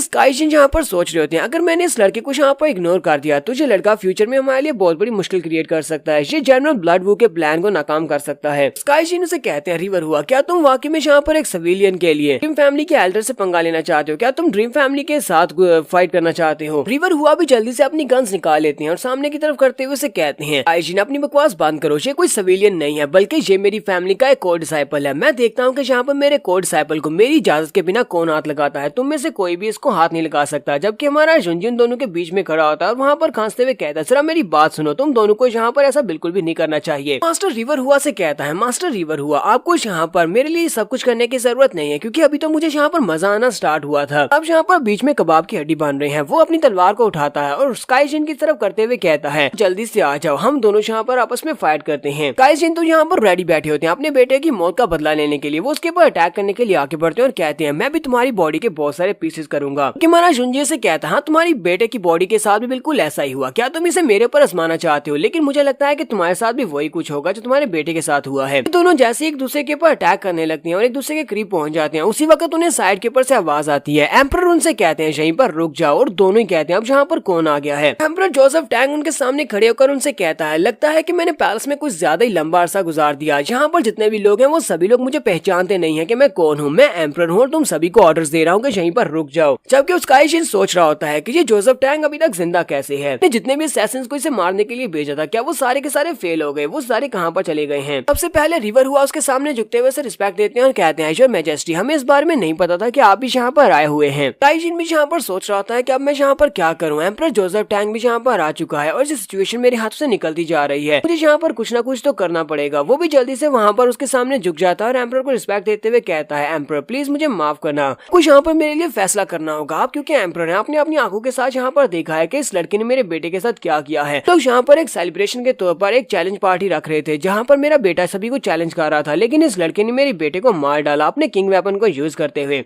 मेरा बेटा इस लड़के के हाथों से मरा है, मुझे यहाँ पर इंसाफ चाहिए। एम्परर जुनजी की तरफ देखते हैं और उसे कहते हैं, लड़के क्या तुम्हारा नाम क्लाउड चू है, तुम मेरे सामने झुके क्यों नहीं, मैं एम्परर हूँ। जुनजी उसकी बात सुनने के बाद वहाँ पर जमाया लेना स्टार्ट करता है, यानी कि उसकी बात को भी इग्नोर कर रहा है। चलाकर कहते हैं, एम्परर क्या आपने देखा नहीं, ये लड़का आपको इग्नोर कर रहा है, ये बहुत ज्यादा एरोगेंट है और ये आपको अपना एम्परर भी नहीं मानता और ये आपके सामने अपने घुटने भी नहीं टेक रहा। जुनजी मास्टर जिन की बात सुनने के बाद से कहता है, मास्टर स्काई जिन, मैं आपकी बातें सुनने के बाद कुछ ज्यादा ही फ्लैटर्ड हूँ, यानी कि आपने मेरी कुछ ज्यादा ही तारीफें कर दी, लेकिन अगर मैं सच्ची बात बताऊँ एक छोटी सी क्लाउड डायनेस्टी है, मैं तो पूरे के पूरे ट्रू स्पिरिट मेन लैंड के ऊपर राज करने के लिए बना हूँ, तो मैं यहाँ पर किसी के सामने क्यों झुकूंगा। ये बात तुम सभी लोग भी अच्छी तरह से जानते हो, जो भी यहाँ पर ज्यादा पावरफुल होता है सिर्फ उसी की रिस्पेक्ट की जाती है। दुनिया में मैं किसी के सामने भी अपने घुटने नहीं टेकूंगा क्योंकि सबसे ज्यादा स्ट्रॉन्ग मैं हूँ, तो मैं सिर्फ और सिर्फ अपने सामने अपने घुटने टेकूंगा और किसी के सामने भी नहीं। काइजिन उसकी बात सुनने के बाद काफी ज्यादा खुश हो रहा होता है, उसे लगता है कि शायद यहाँ पर जुनजी ने कुछ गलत कह दिया और एम्परर यहाँ पर इसको सजा देगा कि इसने एम्परर के सामने इस तरह की बात क्यों की है। अंदर से काफी ज्यादा खुश होता है, जबकि एम्परर जोसेफ टैंग माई जुनजी की बात सुनने के बाद कहते हैं, लड़के तुम तो काफी ज्यादा एरोगेंट हो। तो तुमने वाकई में सच कही है कि एंशिएंट टाइम से यहाँ पर क्लाउड डायनेस्टी में भी ऐसे ही चलता आ रहा है, जिसके पास ज्यादा पावर होती है उसकी ज्यादा रिस्पेक्ट की जाती है। लड़के तुम वाकई में एक बहुत ज्यादा पावरफुल और यंग हीरो हो, इसलिए मैं यहाँ पर तुम्हें अलाउ करता हूँ। आज के बाद से भी तुम्हें मेरे सामने झुकने की जरूरत नहीं है, तुम्हें मेरे सामने घुटने टेकने की जरूरत नहीं है। ब्लैंकशिन यहाँ पर सोच रहा होता है, मुझे लगता है कि जोसेफ टैंग यहाँ पर अपना कोई प्लान कर रहा है, इसे लगता है कि ये इस लड़के के दिल जीत सकता है क्योंकि इसके पास भी एक अपना किंग लेवल का वेपन है। पर जोसेफ टैंग स्काईशिन से कहता है, तुम्हारा बेटा यहाँ पर एक चैलेंज में फाइट कर रहा था, उसने यहाँ पर बाकी के बहुत सारे लड़कों को भी जख्मी किया है। चैलेंज में फाइट करने दौरान ये बात तो बहुत ज्यादा नॉर्मल है कि सामने वाला अपोनेंट किसी हादसे की वजह से मारा जाए, इसलिए मैं चाहता हूँ कि तुम इस बात को यहीं पर भूल जाओ और इसको इसी तरह समझो कि वो कंपटीशन के दौरान फाइट करते हुए मरा है। तो स्काईशिन उसे कहते हैं, ठीक है योर मैजेस्टी, जैसा आपने कहा बिल्कुल वैसा ही होगा। मास्टर स्काईशिन एम्परर से कहते हैं, लेकिन अपने बेटे की मौत की वजह से मैं बहुत ज्यादा अफसरदा हूँ, इसलिए प्लीज मुझे यहाँ पर अलाउ करें कि मैं अपने बेटे की लाश को वापस ले जाकर उसे दफना सकूँ, मैं यहाँ से जाना चाहता हूँ। मास्टर स्काईशिन जैसे वहाँ से जाने लगते हैं, रिवर हुआ उसे कहता है, मिस्टर जिन लगता है कि तुम यहाँ पर किसी बात को भूल रहे हो। मिस्टर जिन उसे कहते हैं, अब इस बात का क्या मतलब है कि मैं क्या बोल रहा हूँ। रिवर हुआ उसे कहता है, कंपटीशन के स्टार्ट होने से पहले तुम सभी लोगों ने कहा था कि तुम लोग यहाँ पर कंपटीशन के जीतने वाले चैंपियन को एक इनाम देने वाले हो।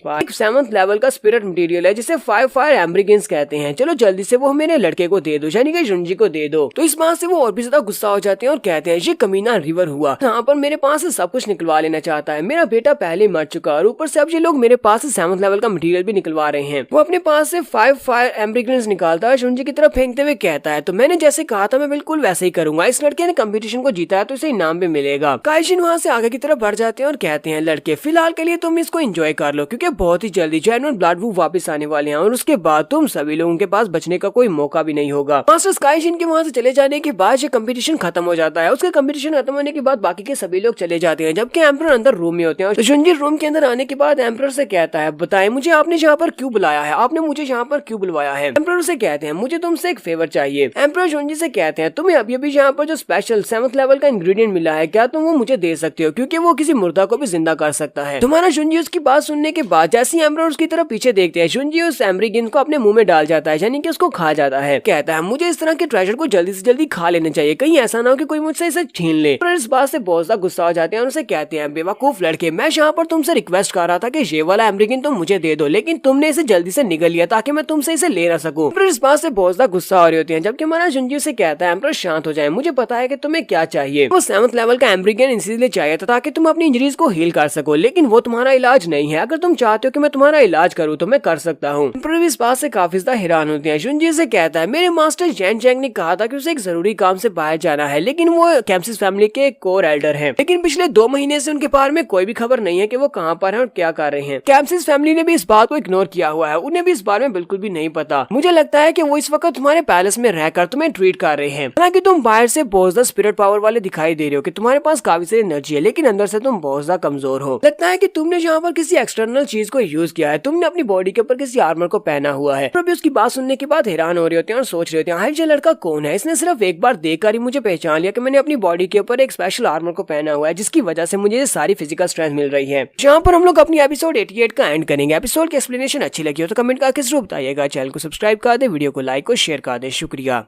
तो गाइस कैसे हैं आप सब लोग। स्वर्ड किंग की एपिसोड 89 के साथ हाजिर हो। तो लास्ट एपिसोड के एंड पे हमने देखा था एम्परर जोसेफ टैंग जुनजी को अपने रूम में बुलाते हैं और वहाँ पर बुलाने के बाद वो उससे बात कर रही होती है। वो उससे वो वाली स्पेशल हब चाहते हैं जो कि 7th लेवल की हब है जो उसने इस चैलेंज में जीती है। हमारा जुनजी जल्दी से उस हब को खा जाता है और एम्परर इस बात से काफी ज्यादा गुस्सा हो जाते हैं। तो हमारा जुनजी उसे कहता है मुझे पता है कि तुम चाहते हो कि मैं तुम्हारा इलाज करूँ, तुम काफी ज्यादा बीमार हो, तुमने अपनी बॉडी के ऊपर एक आर्मर पहना हुआ है जिसकी वजह से तुम्हारा बाहरी हिस्सा काफी ज्यादा स्ट्रॉन्ग लग रहा है लेकिन अंदर से तुम बहुत ज्यादा वीक हो। एम्परर भी इस बात से काफी हैरान होते हैं कि इस लड़के ने मुझे देखकर ही पहचान लिया, हालांकि इसे नहीं पता कि मैंने नीचे आर्मर पहना हुआ है, लेकिन फिर भी इसे अंदाजा हो गया हाँ ये लड़का है कौन, जो बहुत ज्यादा मिस्टीरियस है। तुम्हारी बीमारी में मुझे लगता है कि ये वाला 5 फायर एम्ब्रिगिंस ये बहुत ज्यादा जरूरी था, तुम इसको यूज करते तो ये तुम्हारी बीमारी में तुम्हें रिलीफ दे सकता था। और फिर से गुस्सा हो जाते हैं और उसे कहते हैं बेवकूफ लड़के, अभी भी तुमने तो उसको खा लिया और तुम मुझे ये बता रहे हो कि ये बहुत ज्यादा रेयर है और मिलना काफी ज्यादा मुश्किल भी है। तो जुनजी से कहता है लेकिन एम्परर आपको बिल्कुल परेशान होने की जरूरत नहीं है, अगर हमारे पास जो 7th लेवल का मटेरियल नहीं है तब भी मेरे पास काफी सारे तरीके हैं, मैं आपका इलाज कर सकता हूँ, बिल्कुल ठीक हो जाएंगे। मास्टर जैन चैंग भी वहीं पर आ जाते हैं और उसे कहते हैं लड़के तुम तो वाकई में एक जीनियस हो, मुझे डायरेक्टली तुम्हारे पास आना चाहिए था, तुमसे इस बारे में बात करनी चाहिए थी। मुझे एम्परर की बीमारी को स्टडी करने में 2 महीने से भी ज्यादा का टाइम लगा था, तब जाकर कभी मैं इस बात को पहचान पाया कि इनको कौन सी बीमारी है। जुनजी से कहता है मास्टर जी आपकी अपनी गलती है जो आपको इतना ज्यादा टाइम लगा। मास्टर जैन चैंग उसे कहते हैं अब तो मैं भी ये सब कुछ देखना चाहता हूँ कि कैसे तुम जहाँ पर ये सब कुछ कर पाते हो, तुम इसकी सारी स्पिरिचुअल सी को दोबारा से रीयूनाइट कैसे कर पाओगे। जुनजी से कहता है इस बीमारी का इलाज करना बहुत ज्यादा आसान है लेकिन सभी लोगों को ये बहुत ज्यादा मुश्किल लगता है। अगर हमने यहाँ पर अपने मरीज के स्पिरिचुअल वेन्स को क्लियर कर दिया तो उसकी स्पिरिचुअल वेन्स को क्लियर करने के बाद उसे कोई भी मेडिसिन देने की जरूरत नहीं है, वो खुद ब खुद ठीक हो जाएगा। तो मास्टर जैन चैंग उसे कहते हैं तो मुझे ये बताओ कि तुम इसकी मेडियंस को कैसे क्लियर करने वाले हो, क्या तुम्हारे पास इस तरह का कोई तरीका है। जुनजी से कहता है मास्टर इसके लिए हमें रिवर्सल की जरूरत है, हमें जिन और जैंग के रिवर्सल की जरूरत है। वो अपने पास से वो जिन और जैंग फायर नीडल्स को निकालता है और उसे कहता है इन नीडल्स को यूज करते हुए इसकी बॉडी के अंदर reversal yin and yang perform करने वाला हूँ जिससे स्पिरिचुअल की से की बॉडी के अंदर जो मेडियंस है उनको क्लियर किया जा सकेगा। मास्टर जैन चैंग मुझे देखने के बाद काफी हैरान होती है और कहते हैं ये तो वाकई में जिन और जैंग फायर नीडल्स हैं, इसकी मदद से एम्परर की बॉडी के अंदर मेडियंस को वाकई में ठीक कर सकते हैं, की पावर को उसकी मेडियंस के अंदर लेकर जाएगा और इसके अंदर जो जिन और जैंग का आपस का मिलाप है बाकी की सभी चीजों को रिवर्स कर देगा। एम्परर भी उसे कहते हैं मैंने भी इस लेजेंडरी टेक्निक के बारे में सुन रखा है कि ये एक बहुत ही पावरफुल लेजेंडरी टेक्निक है, ये बताओ कि तुम्हें स्किल के बारे में कैसे पता है जबकि तुम बहुत ज्यादा यंग एज में हो। जुनजी उसे कहता है बस इस बारे में भूल जाओ, अगर तुम्हें मेरे ऊपर यकीन नहीं है। एम्परर उसे कहते हैं अच्छा मुझे ये बताओ अगर तुम मुझे हील कर देते हो, तुम मेरा इलाज कर देते हो, तुम्हें बदले में क्या चाहिए। जुनजी चेयर के ऊपर बैठ जाता है और उसे कहता है चलो ठीक है, जबकि तुमने मुझसे रिवार्ड्स के बारे में पूछ ही लिया है तो मैं तुम्हें बता देता हूँ कि मुझे तुमसे सिर्फ और सिर्फ एक फेवर चाहिए। हमारा जुनजी उसकी चेयर के ऊपर बैठा होता है, वो उसे कहता है तो मुझे तुम्हारा थ्रोन चाहिए, यानी कि मुझे तुम्हारी कुर्सी चाहिए। तो किंग उसे कहते हैं तो इसका मतलब यह है कि तुम नए एम्परर बनना चाहते हो, तुम्हारी ख्वाहिशें तो काफी ज्यादा बड़ी हैं। एम्परर उसकी बात सुनने के बाद पीछे की तरफ मुड़ जाते हैं और उसे कहते हैं क्या तुम्हें पता है कि मेरी टैंक फैमिली को जनरल ब्लड वू ने डिस्ट्रॉय कर दिया था, सिर्फ और सिर्फ मैं अकेला ही बचा था और मेरी फैमिली में मेरी शादी होने के बाद मेरे कोई भी बच्चा नहीं है। तुम यहाँ पर मेरे बेटे बन जाते हो, तुम मेरे बेटे बनते हो, मेरे सारे के सारे दुश्मनों को भी मार देते हो। तुमसे वादा करता हूँ कि मेरे मरने के बाद मेरी गद्दी तुम्हारी होगी, तुम मेरी जगह के ऊपर नए एम्परर बन सकते हो, ये सारी की सारी क्लाउड डायनेस्टी तुम्हारी हो जाएगी। तो जुनजी उसकी सीरियस बात सुनने के जोर जोर से हंसना शुरू कर देता है और कहता है योर मैजेस्टी मैं तो यहाँ पर सिर्फ और सिर्फ मजाक कर रहा था। एम्परर भी उसकी बात सुन के काफी हैरान होते हैं। जुनजी से कहता है योर मैजेस्टी क्या आपको पता है कि क्लाउड डायनेस्टी ये तो ट्रू स्पिरिट मेनलैंड का एक छोटा सा सिटी है, मैं सिर्फ और सिर्फ एक छोटे से सिटी में ट्रैप होकर नहीं रहना चाहता, मुझे अभी पूरे के पूरे ट्रू स्पिरिट मेनलैंड के ऊपर कब्जा करना है। मुझे तुम्हारा थ्रोन नहीं चाहिए बल्कि मुझे तुम्हारा क्लाउड टोकन चाहिए। एम्परर से कहते हैं ये क्लाउड टोकन जिसकी तुम बात कर रहे हो ये मुझे रिप्रेजेंट करता है, आज तुम्हें ये क्लाउड टोकन मुझसे क्यों चाहिए। जुनजी कहता है तुम्हें इस बारे में जानने की जरूरत नहीं है, अगर तुम मुझे अपना क्लाउड टोकन देने के लिए तैयार हो तो फिर मैं तुम्हारा इलाज अभी से स्टार्ट करने को तैयार हूँ। अपनी नीडल्स को निकाल लेता है, 6 घंटे के बाद दिखाते हैं उसने अपनी काफी सारी नीडल्स को यूज कर दिया होता है। जुनजी कहता है तो मैंने अपना सारा कुछ कर दिया जो मुझे करना था, मुझे ये बताओ कि आपको कैसा महसूस हो रहा है। तो किंग अपने बाजुओं में अपनी पावर को महसूस करते हुए कहते हैं मुझे महसूस हो रहा है जैसे कि मैं दोबारा से जिंदा हो गया हूँ, मेरी मेडियंस दोबारा से काम कर रही हैं। मास्टर जैन चैंग भी देखने के बाद काफी ज्यादा हैरान होते हैं क्योंकि पिछले कई सालों से वो मेडिसिन को परफॉर्म कर रहे हैं, उन्होंने कभी भी इस तरीके के बारे में नहीं सुना हुआ, ये तरीका देखकर देखकर वो काफी ज्यादा हैरान होते हैं। पर बोसदा खुश होते हैं और जुंजी से कहते हैं, लड़के मुझे लगता है कि मैं पिछले कई सालों से तुम्हारा इंतजार कर रहा था और हमारी डायनेस्टी को भी तुम्हारा इंतजार था। डायनेस्टी को सिर्फ और सिर्फ तुम ही बचा सकते हो। क्या तुम जनरल वू से फाइट करके हमारी क्लाउड डायनेस्टी को बचा सकते हो? यहाँ पर फिर से तुम्हें ऑफर देता हूँ, अगर तुम यहाँ पर मेरा साथ दो जनरल ब्लड वू को हराने में और बाकी के सारे दुश्मनों को हराकर क्लाउड डायनेस्टी को आजाद करवाने में, तो मैं तुम्हें नया एम्पर बना दूंगा। तो जुंजी उससे कहता है, मैंने तुमसे पहले भी कहा कि मुझे तुम्हारी कुर्सी नहीं चाहिए और ना ही मुझे क्लाउड डायनेस्टी का नया एम्पर बनना है। मुझे इस सब में कोई भी इंटरेस्ट नहीं है, मुझे सिर्फ और सिर्फ तुम्हारा क्लाउड टोकन चाहिए। यही बात ब्लड वू को मारने की, तो जनरल ब्लड वू को तो वैसे भी मैं मार डालूंगा क्योंकि उसने मेरे पेरेंट्स के साथ जो कुछ भी किया है उसका बदला तो मुझे उससे लेना है। वहाँ से वापस आने के बाद मास्टर जैन चैंग उसे कहते हैं, लड़के ये तुमने क्या कर दिया? एम्पर वहाँ पर तुम्हें एक बहुत ही अच्छा मौका दे रहा था, वो तुम्हें नया एम्पर बनने की दावत दे रहा था, तुम नया एम्पर बन सकते थे, लेकिन तुमने यहाँ पर ये सारा कुछ वेस्ट कर दिया। जुंजी से कहता है, हाँ मुझे पता है, लेकिन मुझे ये सब कुछ बिल्कुल भी नहीं चाहिए, मुझे जो कुछ भी चाहिए होगा मैं खुद ही हासिल कर लूंगा। ये लोग अभी चलते हुए जा रहे होते हैं, वहीं पर मास्टर रिवर हुआ भी खड़े होते हैं। रिवर हुआ वहाँ पर छुप कर खड़े होते हैं। जुंजी कहता है, कौन है वहाँ पर? रिवर हुआ से कहते हैं, मैं हूँ। वो से कहते हैं, क्लाउड मैं यहाँ पर तुम्हारे इंतजार कर रहा था, चलो जल्दी से मेरे साथ आओ, मुझे तुमसे कुछ बात करनी है। मुझे पता है कि तुम इस बारे में जानना चाहते हो कि आज से 17 साल पहले क्या हुआ था, तुम्हारे पेरेंट्स के साथ क्या हुआ, वो सब कुछ तुम जानना चाहते हो। तो जुंजी भी इसकी बात सुनने के बाद हैरान होता है। तो मास्टर रिवर हुआ उसे कहते हैं, मैं यहाँ पर डायरेक्टली पॉइंट के ऊपर आता हूँ। मेरे फादर ने मुझसे एक बात कही थी, उन्होंने कहा था अगर फ्यूचर में कभी मेरा बेटा यहाँ पर आकर कैम्पसिस फैमिली को ज्वाइन करता है, कैम्पसिस फैमिली को ज्वाइन करने के बाद 3 साल तक मैं तुम्हारे साथ कोई भी कांटेक्ट ना करूँ और तुम्हारे बाप के बारे में कुछ भी ना बताऊं। लेकिन अब तुम्हारी कल्टीवेशन काफी ज्यादा हाई हो चुकी है और तुम अपने आप को बचा भी सकते हो, तो मुझे लगता है कि अब वक्त आ चुका है कि तुम्हें तुम्हारे पेरेंट्स के बारे में बताया जाए। शायद इस बारे में नहीं पता होगा, लेकिन जब से तुम कैम्पसिस फैमिली में एंटर हुए हो तब से हमने तुम्हारे पर नजर रखी हुई है, लेकिन हमें इस बारे में बिल्कुल भी नहीं पता था कि स्पिरिट राम में रहते हुए तुम एक अर्थ स्पिरिट राम के बंदे को बड़ी आसानी से मार सकते हो। इसका मतलब यह है कि तुम अपने से ज्यादा स्ट्रॉन्ग और अपोनेंट के साथ भी फाइट कर सकते हो। जुंजी उसे कहता है, तो इस बात का क्या मतलब है? क्या एम्परर को भी इस बारे में पता है? वो उसे कहता है, हाँ एम्परर को भी इस बारे में पता है, मैंने अभी भी एम्परर को इस बारे में सब कुछ बता दिया है। सिर्फ मैं और एम्परर, हम 2 ही लोग ऐसे हैं जिन्हें तुम्हारे बाप के बारे में अच्छी तरह से पता है, तो मैं सारी इन्फॉर्मेशन जाकर एम्परर को ही रिपोर्ट करता हूँ। अब वक्त आ चुका है कि मैं तुम्हें तुम्हारे फादर के पास लेकर चलूं, वो तुम्हारा इंतजार कर रहे हैं, चलो मेरे साथ आओ। मास्टर रिवर हुआ जुंजी को अपने साथ लेकर जिस फैमिली के मेन हाउस की तरफ जा रहे होते हैं। जुंजी उसे कहता है, क्या तुम मुझे बता सकते हो कि मेरे फादर यहाँ पर कैम्पसिस फैमिली के मास्टर के बेडरूम में क्या कर रहे हैं? मास्टर रिवर हुआ उसे कहते हैं, इससे ज्यादा सेफ प्लेस यहाँ पर कोई भी नहीं है, हमारी कैम्पसिस फैमिली के जो मास्टर है वो बहुत ज्यादा पावरफुल है, इसी वजह से हमने तुम्हारे फादर को यहीं पर छुपाया हुआ है। तो वो लोग मेन हाउस के अंदर जाते हैं और वहाँ पर नीचे एक सीक्रेट डोर होता है, वहाँ से सीढ़ियाँ उतरते हुए वो लोग नीचे की तरफ जा रहे होते हैं। मास्टर रिवर हुआ उसे कहते हैं, तुम्हारे फादर के बारे में एक और बात बताता हूँ। शेनलॉन्ग अलायंस को बनाया गया था, तुम्हारे फादर शेनलॉन्ग अलायंस के फाउंडर्स में से एक थे। तुम्हारे फादर ने हमारी क्लाउड डायनेस्टी के लिए बहुत कुछ किया है, उनकी हिम्मत बहुत ज्यादा थी, लेकिन अब उनका हाल ये हो चुका है कि वो यहाँ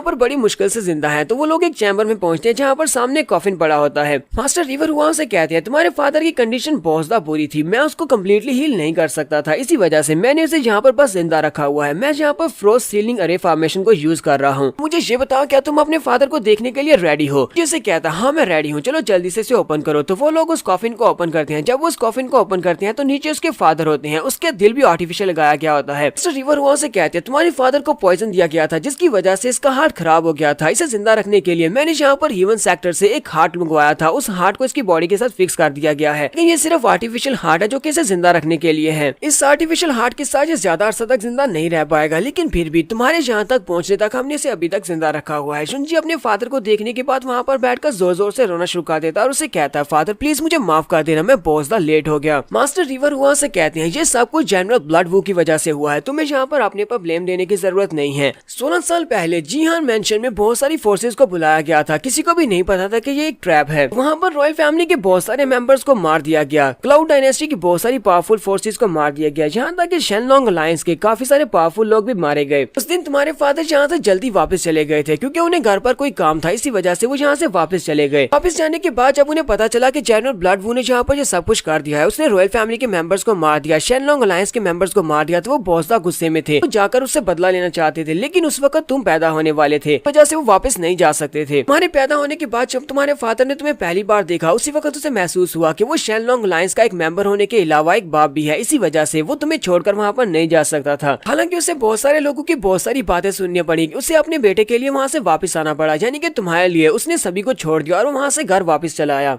मुझे तो लगा था कि ये सब कुछ खत्म हो गया और तुम्हारा बाप अब अपनी फैमिली के साथ अच्छे से रह सकता था, लेकिन सिर्फ एक ही साल के बाद जब दोबारा मैंने तुम्हारे बाप को देखा तो वो पूरी तरह खून से लथपथ था और वो अपने मुंह में एक ही बात कह रहा था, मेरी वाइफ एल्बिना को बचा लो और मेरे बच्चे को बचा लो। मेरी इन्वेस्टिगेशन के मुताबिक जनरल ब्लडवू ने तुम्हारी फैमिली के ऊपर अटैक करवाया था। उसने चू फैमिली के ऊपर अटैक किया, तुम्हारे सारे एल्डर्स को मरवा दिया और मुझे ये भी पता चला है कि तुम्हारी माँ एल्बिना को वही उठाकर ले गया है। उसने तुम्हारी माँ को किडनैप किया हुआ है। सारी इन्फॉर्मेशन के मुताबिक ये भी पता चला है कि तुम्हारे वहाँ पर जो शुई फैमिली है जिनके साथ तुम्हारी एक मैरिज अलायंस है, शुई फैमिली के लोगों ने तुम्हारे फादर के बारे में उन लोगों को बताया था, जनरल ब्लडवू को बताया था कि तुम्हारी चू फैमिली वहाँ पर रह रही है और तुम्हारे फादर वहाँ पर हैं। जुंजी उसकी बात सुनने के बाद कहता है तो ये सब कुछ मेरे अंकल शुई ने किया है। इसी वजह से अंकल शुई ने जब मैं उनकी बेटी का हाथ मांगने के लिए उनके घर गया था उन्होंने इस शादी से इनकार कर दिया था। उसके बाद कभी भी मुझे शुई फैमिली में नहीं आने देते थे, वो हमेशा मुझे वहाँ से निकाल दिया करते थे क्योंकि ये सब कुछ उन्हीं की वजह से हुआ है, मेरे पेरेंट्स के साथ जो कुछ भी हुआ है। जुंजी मिस्टर हुआ से कहता है मिस्टर हुआ क्या आपको पता है कि वो मेरी मदर को क्यों उठा कर ले गया है? वो से कहता है नहीं मुझे इस बारे में नहीं पता। जुंजी सोच रहा होता है सुना है कि जनरल ब्लडवू एक दूसरे कंट्री से यहाँ पर आया है, क्या मेरी माँ का इस सब से कोई ताल्लुक हो सकता है? आखिर वो मेरी माँ को उठाकर क्यों ले गया है? तो यहाँ पर हम लोग अपनी एपिसोड 89 का एंड करेंगे। एपिसोड की एक्सप्लेनेशन अच्छी लगी हो तो कमेंट करके जरूर बताइएगा। चैनल को सब्सक्राइब कर दे, वीडियो को लाइक और शेयर कर दे। शुक्रिया।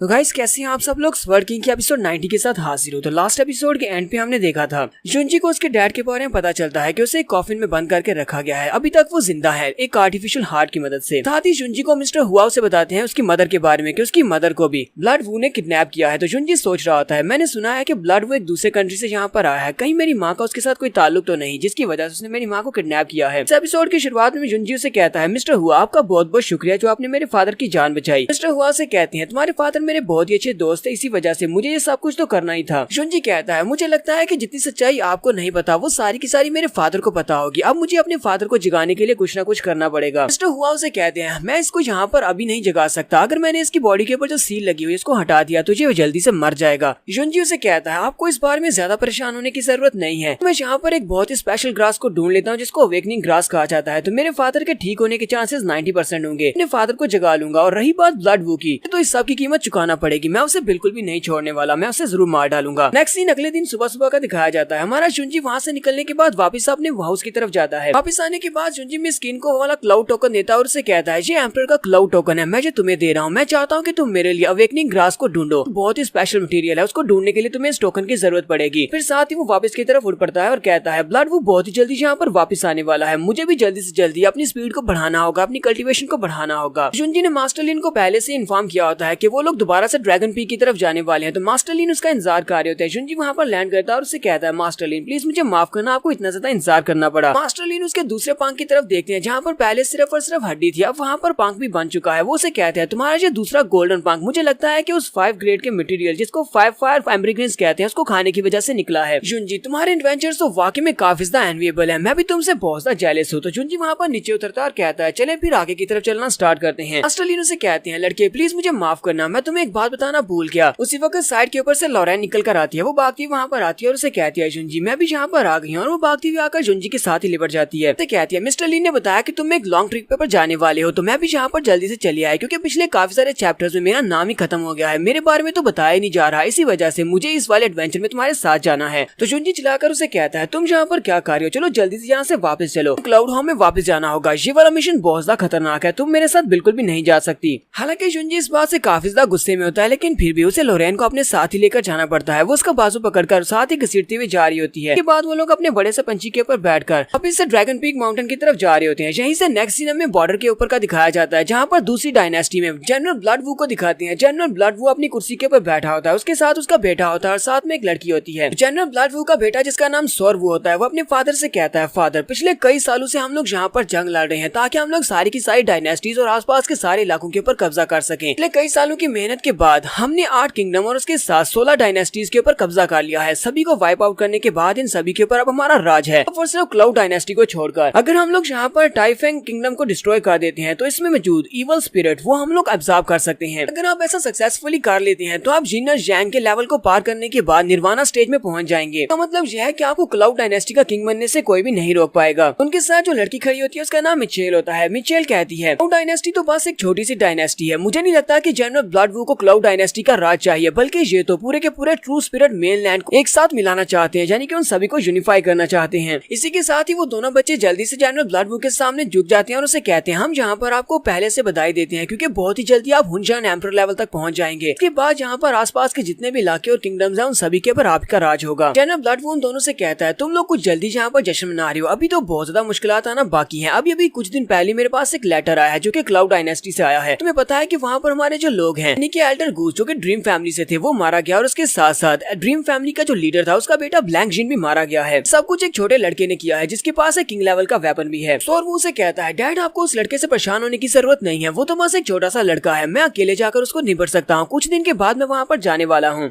जबकि जनरल वो खुद काफी ज्यादा परेशान होता है, वो सोच रहा होता है ऐसा कैसे हो सकता है, जबकि उस बंदे को अच्छी तरह से पता है कि मैं जनरल ब्लड वू हूँ, लेकिन फिर भी उसने मेरे साथियों को नुकसान पहुंचाया, वो इतना ज्यादा बहादुर कैसे हो सकता है, उसने मुझे कम्प्लीटली इग्नोर कर दिया, जैसे कि मुझसे बिल्कुल भी नहीं डरता। साथ ही वो सौर और मिचेल से कहते हैं सौर और मिचेल तुम्हें इस बात को याद रखना होगा, जो भी जनरल ब्लड वू के रास्ते में आने की कोशिश करेगा या जो भी हमें ऑफेंड करेगा उसका सिर्फ और सिर्फ एक ही अंजाम होना चाहिए, और वो तुम्हें पता है उन सभी को मार डालो। और साथ ही वो उनको ऑर्डर्स देता है कि जाओ जाकर उन सभी को मार डालो। उसके बाद ये लोग जो कि टाइफेंग किंगडम के ऊपर अटैक करने के लिए यहाँ पर आए होते हैं, ये लोग टाइफेंग किंगडम के ऊपर कब्जा कर लेते हैं, सभी लोगों को मार देते हैं, सारे सोल्जर्स को मार दिया जाता है। तो नेक्स्ट सीन में ड्रैगन पीक का दिखाया जाता है। जुनजी ड्रैगन पीक पर जाने के बाद वहाँ से दोबारा से सीक्रेट टनल के अंदर जाता है, जहाँ पर उसने एग देखा था, एक बीस्ट का अंडा जो कि वहाँ पर पड़ा होता है सेंटर में, और आसपास एक बड़ी सी फॉर्मेशन होती है। लॉरेन और मिस्टर जिन भी उसके साथ ही होते हैं, ये सभी लोग वहाँ पर पहुंच जाते हैं। तो लॉरेन ये सब कुछ देखने के बाद काफी ज्यादा एक्साइटेड होती है, वो जुनजी से कहती है क्या हम लोग पानी के नीचे हैं या फिर हम लोग आसमान के ऊपर हैं। वो वहाँ से नीचे की तरफ झुककर देख रही होती है। जुनजी कहता है अगर तुम यहाँ से नीचे गिर गई तो मैं तुम्हें बचाने के लिए वहाँ पर नीचे नहीं जाने वाला। वो मिस्टर लिन को बताता है कि ये एक सीक्रेट प्लेस है, जब मैं यहाँ पर आसपास प्रैक्टिस कर रहा था तब मैंने इस जगह को ढूंढा था, और उसके बाद यहाँ पर आने के बाद मुझे पता चला कि यहाँ पर एक बीस्ट एग है। इस बार मैं इसे यहीं पर छोड़कर चला गया था, लेकिन इस बार मैं इसे यहाँ से लेने के लिए आया हूँ। स्टर्लिंग जैसे उस बड़े से अंडे को देखते हैं उसे देखकर बहुत सा हैरान होती है और कहते हैं ये तो एक स्पिरिचुअल बीस्ट का अंडा है, और यहाँ पर जितनी भी एनर्जी है स्पिरिचुअल एनर्जी ये सारी इसी एग के अंदर से निकल रही है। यहाँ पर उस अंडे के नीचे एक गॉड पड़ी होती है। जुनजी लास्ट टाइम उस अंडे के नीचे एक गॉड ड्रा किया था ताकि उसके अंदर से जो लिक्विड फॉर्म में एनर्जी निकल रही है वो सारी की सारी उस गॉड के अंदर जाए, लेकिन उसके भरने के बाद वहाँ से नीचे की तरफ भी बह रही होती है। लॉरेन वहाँ पर बैठकर उसको टच कर रही होती है। मास्टर लिन से देखने के बाद और भी ज्यादा हैरान होती है कि इस अंडे के अंदर से स्पिरिचुअल एनर्जी लिक्विड की फॉर्म में निकल रही है। इसका मतलब यह है कि इसके अंदर जो भी बीस्ट होगा वो बहुत ज्यादा सेक्रेट या फिर पावरफुल हो सकता है। जुनजी कहता है मुझे लगता है ये कम से कम 1 मिलियन स्टोन्स का तो बिक ही सकता है। मास्टर लिन उसे कहते हैं क्या तुम्हें पता है कि ये स्पिरिचुअल बीस्ट का एग ये हीवन और अर्थ की एनर्जी को कन्वर्ट कर सकता है लिक्विड फॉर्म में। ये इनवैल्यूएबल है, यानी कि हम लोग इसकी वैल्यू का अंदाजा नहीं लगा सकते। फ्रेंड जो कि अभी भी उस अंडे के पास ही बैठी होती है उस अंडे को पकड़ने की कोशिश करती है, लेकिन उसके हाथ से वो अंडा नीचे गिर जाता है। मिस्टर लिन और भी चिल्लाकर कहते हैं ये तुमने क्या कर दिया, तुमने इस अंडे को फेंक क्यों दिया। जुनजी उसके साथ मास्टर लिन और साथ में एक तीसरा बंदा भी होता है, वो तीनों ही वहाँ पर एक जोरदार चीख मारते हैं। लॉरेन उस अंडे को गिरने से बचा लेती है, फिर साथ ही जब उनकी तरफ देखती है वो उनकी तरफ इशारा करते हुए कहती है तुम दोनों तो ठीक है, लेकिन ये तीसरा बंदा कौन है, ये बीच में कहाँ से आ गया। दोनों भी जल्दी से साइड के ऊपर देखते हैं कि अब ये तीसरा बंदा कौन है। वो जल्दी से जंप करते हुए पीछे की तरफ बढ़ता है और उनसे कहता है शुक्र है कि तुम लोगों ने मुझसे पूछा कि मैं कौन हूँ। ठीक है मैं तुम्हें बताता हूँ कि मैं कौन हूँ। वो साथ ही अपनी पावर्स को रिलीज करता है और अपनी रिंग के अंदर से अपने साथ काफी सारे और एल्डर्स को भी निकाल लेता है। तो वहाँ पर टोटल 4 एल्डर्स होते हैं, सारे के सारे ड्रीम फैमिली के एल्डर्स है जो कि जुनजी का पीछा कर रहे थे और इसका पीछा करते हुए यहाँ तक पहुंचे ताकि वो जुनजी को जान से मार सके। जुनजी कहता है मुझे तो ये बात शुरुआत से पता थी कि कोई ना कोई हमारा पीछा कर रहा है, तो फाइनली तुम लोगों ने यहाँ पर मेरे सामने जाहिर होने का फैसला किया है। तो उनके साथ जो ड्रीम फैमिली का डिप्टी लीडर होता है वो उसे कहता है हमारे मास्टर को पहले से पता चल गया था कि तुम लोग यहाँ पर कुछ ना कुछ सीक्रेटली करने वाले हो। हम लोगों ने तुम्हारा पीछा किया ताकि हमें भी यहाँ से कुछ बेनिफिट्स मिल सके, और यहाँ पर आने के बाद पता चल रहा है कि यहाँ पर तो एक स्पिरिचुअल बीस्ट का अंडा है। ऊपर से ये अंडा इतना ज्यादा स्पेशल है कि ये लिक्विड फॉर्म में स्पिरिचुअल एनर्जी को रिलीज कर रहा है। हमें ये अंडा चाहिए, अब हम तुम तीनों को यहाँ पर मार डालेंगे और उसके बाद इस अंडे को तुमसे ले लेंगे। जुनजी से कहता है लगता है कि तुम्हारा मास्टर स्काईशिन वो मुझसे बहुत ज्यादा डरता है, वजह से उसने अपने सारे के सारे एल्डर्स को यहाँ पर भेज दिया है मुझे मारने के लिए। ये तो मेरे लिए बहुत बड़ी ऑनर की बात है। तो डिप्टी लीडर उसे कहता है लास्ट टाइम ये सब कुछ जिनसंग गू की वजह से हुआ था, क्योंकि उसे अपने क्रेडिट्स चाहिए थे, इसी वजह से लोग उसके ट्रैप में फंस गए थे। लेकिन अब जबकि हम 5 एल्डर्स यहाँ पाए तो हम 5 एल्डर मिलकर यहाँ पर तुम्हें मार डालेंगे, तुम यहाँ से बचकर बिल्कुल भी नहीं जा सकते। तो डिप्टी लीडर जुनजी से कहते हैं अगर तुम ये ट्रेजर मेरे हवाले कर देते हो तो मैं तुम्हारी बॉडी को यहाँ पर इंटैक्ट छोड़ दूंगा, यानी कि तुम्हारी बॉडी के पीसेस रिलीज नहीं करूंगा। अगर तुम मुझे नहीं देते तो फिर तुम तीनों की बॉडी यहाँ पर बचेगी भी नहीं। इसी के साथ ही वो जुंजी के ऊपर अटैक करने के लिए आगे बढ़ते हैं। जैसे वो जुंजी पर अटैक करने के लिए आगे बढ़ रहे होते हैं, उसी वक्त मास्टर लिन उनके सामने आकर खड़े हो जाते हैं। वो लोग कहते हैं अब तुम कौन हो, तुम हमारे रास्ते में कहाँ पर से आ गए। मास्टर लिन उनसे कहते हैं अगर तुम यंग मास्टर के ऊपर अटैक करने वाले हो तो पहले तुम्हें यहाँ पर मुझे हराना होगा। तो डिप्टी लीडर उससे कहता है तुम तो वाकई में अपने यंग मास्टर के बहुत ही वफादार कुत्ते हो, तो फिर ठीक है अब तुम्हें भी यहीं पर इसके साथ ही मार देता हूँ। और साथ ही वो अपनी पावर्स को रिलीज करता है। वो अपनी पावर्स को रिलीज करते हुए मास्टर लिन के ऊपर अटैक कर देता है। जबकि मास्टर लिन उसके अटैक को ब्लॉक करते हैं। जैसे वो उसके अटैक को ब्लॉक करते हैं वो पीछे की तरफ गिर जाता है। जबकि बाकी के तीनों भी कहते हैं ऐसा कैसे हो सकता है, हमारे डिप्टी लीडर इतनी आसानी के साथ कैसे हार सकते हैं, इस बंदे ने तो सिर्फ एक ही मूव के साथ इसको हरा दिया है। वो सभी लोग कहते हैं चलो जल्दी से मिलकर सभी लोग एक साथ इसके ऊपर अटैक करते हैं। तो बाकी के तीनों भी उसके ऊपर अटैक करने के लिए आगे बढ़ते हैं। जैसे वो एक साथ उसके ऊपर अटैक करने के लिए आगे बढ़ते हैं, मास्टर लिन अपनी तलवार को घुमाते हुए उनके पास स्ट्राइक लगाती है और उसके अंदर से काफी सारा इलेक्ट्रिक शॉक निकलता है, जिसकी वजह से वो तीनों वहीं पर नीचे गिर जाते हैं। लीडर गिरने के बाद उसकी तरफ देखता और कहता है तुम हो कौन। संजू से कहता है तुम सभी लोग ड्रीम फैमिली के ग्रेट एल्डर्स हो, लेकिन तुम लोगों ने कभी इस मास्टर के बारे में नहीं सुना। क्या तुम्हें अभी तक इस बारे में पता नहीं चला कि ये मास्टर कौन है? इस वक्त तुम्हारे सामने हमारी क्लाउड डायनेस्टी का सबसे पावरफुल इंसान खड़ा है, जो कि लेजेंड्स में भी बताया गया है। ये हमारी क्लाउड डायनेस्टी के महान मास्टर स्काई लिन है, निर्वाणा स्टेज के एक एक्सपर्ट हैं। तुम लोग यहाँ पर सिर्फ मुझे ऑफेंड करने के लिए आते थे, तुम्हारे पास जिंदा बचने का कोई ना कोई चांस था, लेकिन तुम लोगों ने यहाँ पर मास्टर स्काई लिन को ऑफेंड किया है, तो अब तुम्हारे पास बचने का कोई भी चांस नहीं है। ये बात सुनते वो सभी लोग बहुत ज्यादा घबरा जाते हैं। मास्टर लिन उनके सभी के ऊपर अपनी ठंडर के साथ अटैक करते हैं और सभी लोग वहीं पर नीचे गिर जाते हैं और सभी लोग मर जाते हैं। अपनी पावर्स को यूज करने की वजह से मास्टर लिन भी काफी ज्यादा जख्मी होते हैं, उनको वहाँ पर खांसी आ जाती है। तो लॉरेन उनसे पूछती है मास्टर लिन क्या आप ठीक हैं, कहीं आपको कोई चोट तो नहीं लगी? तो लिन उसे कहते हैं हाँ मैं ठीक हूँ, ये तो किसी पुरानी इंजरी की वजह से है, मेरी पुरानी बीमारी की वजह से ये सब कुछ हो रहा है। साथ ही वो अपनी दोनों उंगलियों को यूज करते हुए फिर से अपने स्पिरिचुअल सी को ब्लॉक करने की कोशिश करते हैं। जुंजी उनका हाथ पकड़ लेता है और कहता है आपको ये सब कुछ करने की जरूरत नहीं है, मुझे पहले से पता था कि वो अपने कुछ एक्सपर्ट्स को मुझे मारने के लिए यहाँ पर जरूर भेजेगा। ये हमारे लिए एक बहुत ही अच्छा मौका है। मुझे लगता है कि मैं इन लोगों की डेड बॉडीज को यहाँ पर यूज करते हुए आपके स्पिरिचुअल सी को दोबारा से एक्टिवेट करने में मदद कर सकता हूँ। मास्टर लिन से कहते हैं लेकिन हमारे पास तो यहाँ पर कोई भी मटेरियल्स नहीं है, फिर हम लोग ये सब कुछ कैसे करेंगे? यहाँ पर हम लोग अपनी एपिसोड 90 का एंड करेंगे। नेक्स्ट एपिसोड में देखेंगे कि ये लोग यहाँ पर ये सब कुछ कैसे करने वाले हैं, ये मास्टर लिन को कैसे यहाँ पर क्योर करेगा। एपिसोड की एक्सप्लेनेशन अच्छी लगी हो तो कमेंट करके जरूर बताइएगा। चैनल को सब्सक्राइब कर दे, वीडियो को लाइक और शेयर कर दे। शुक्रिया।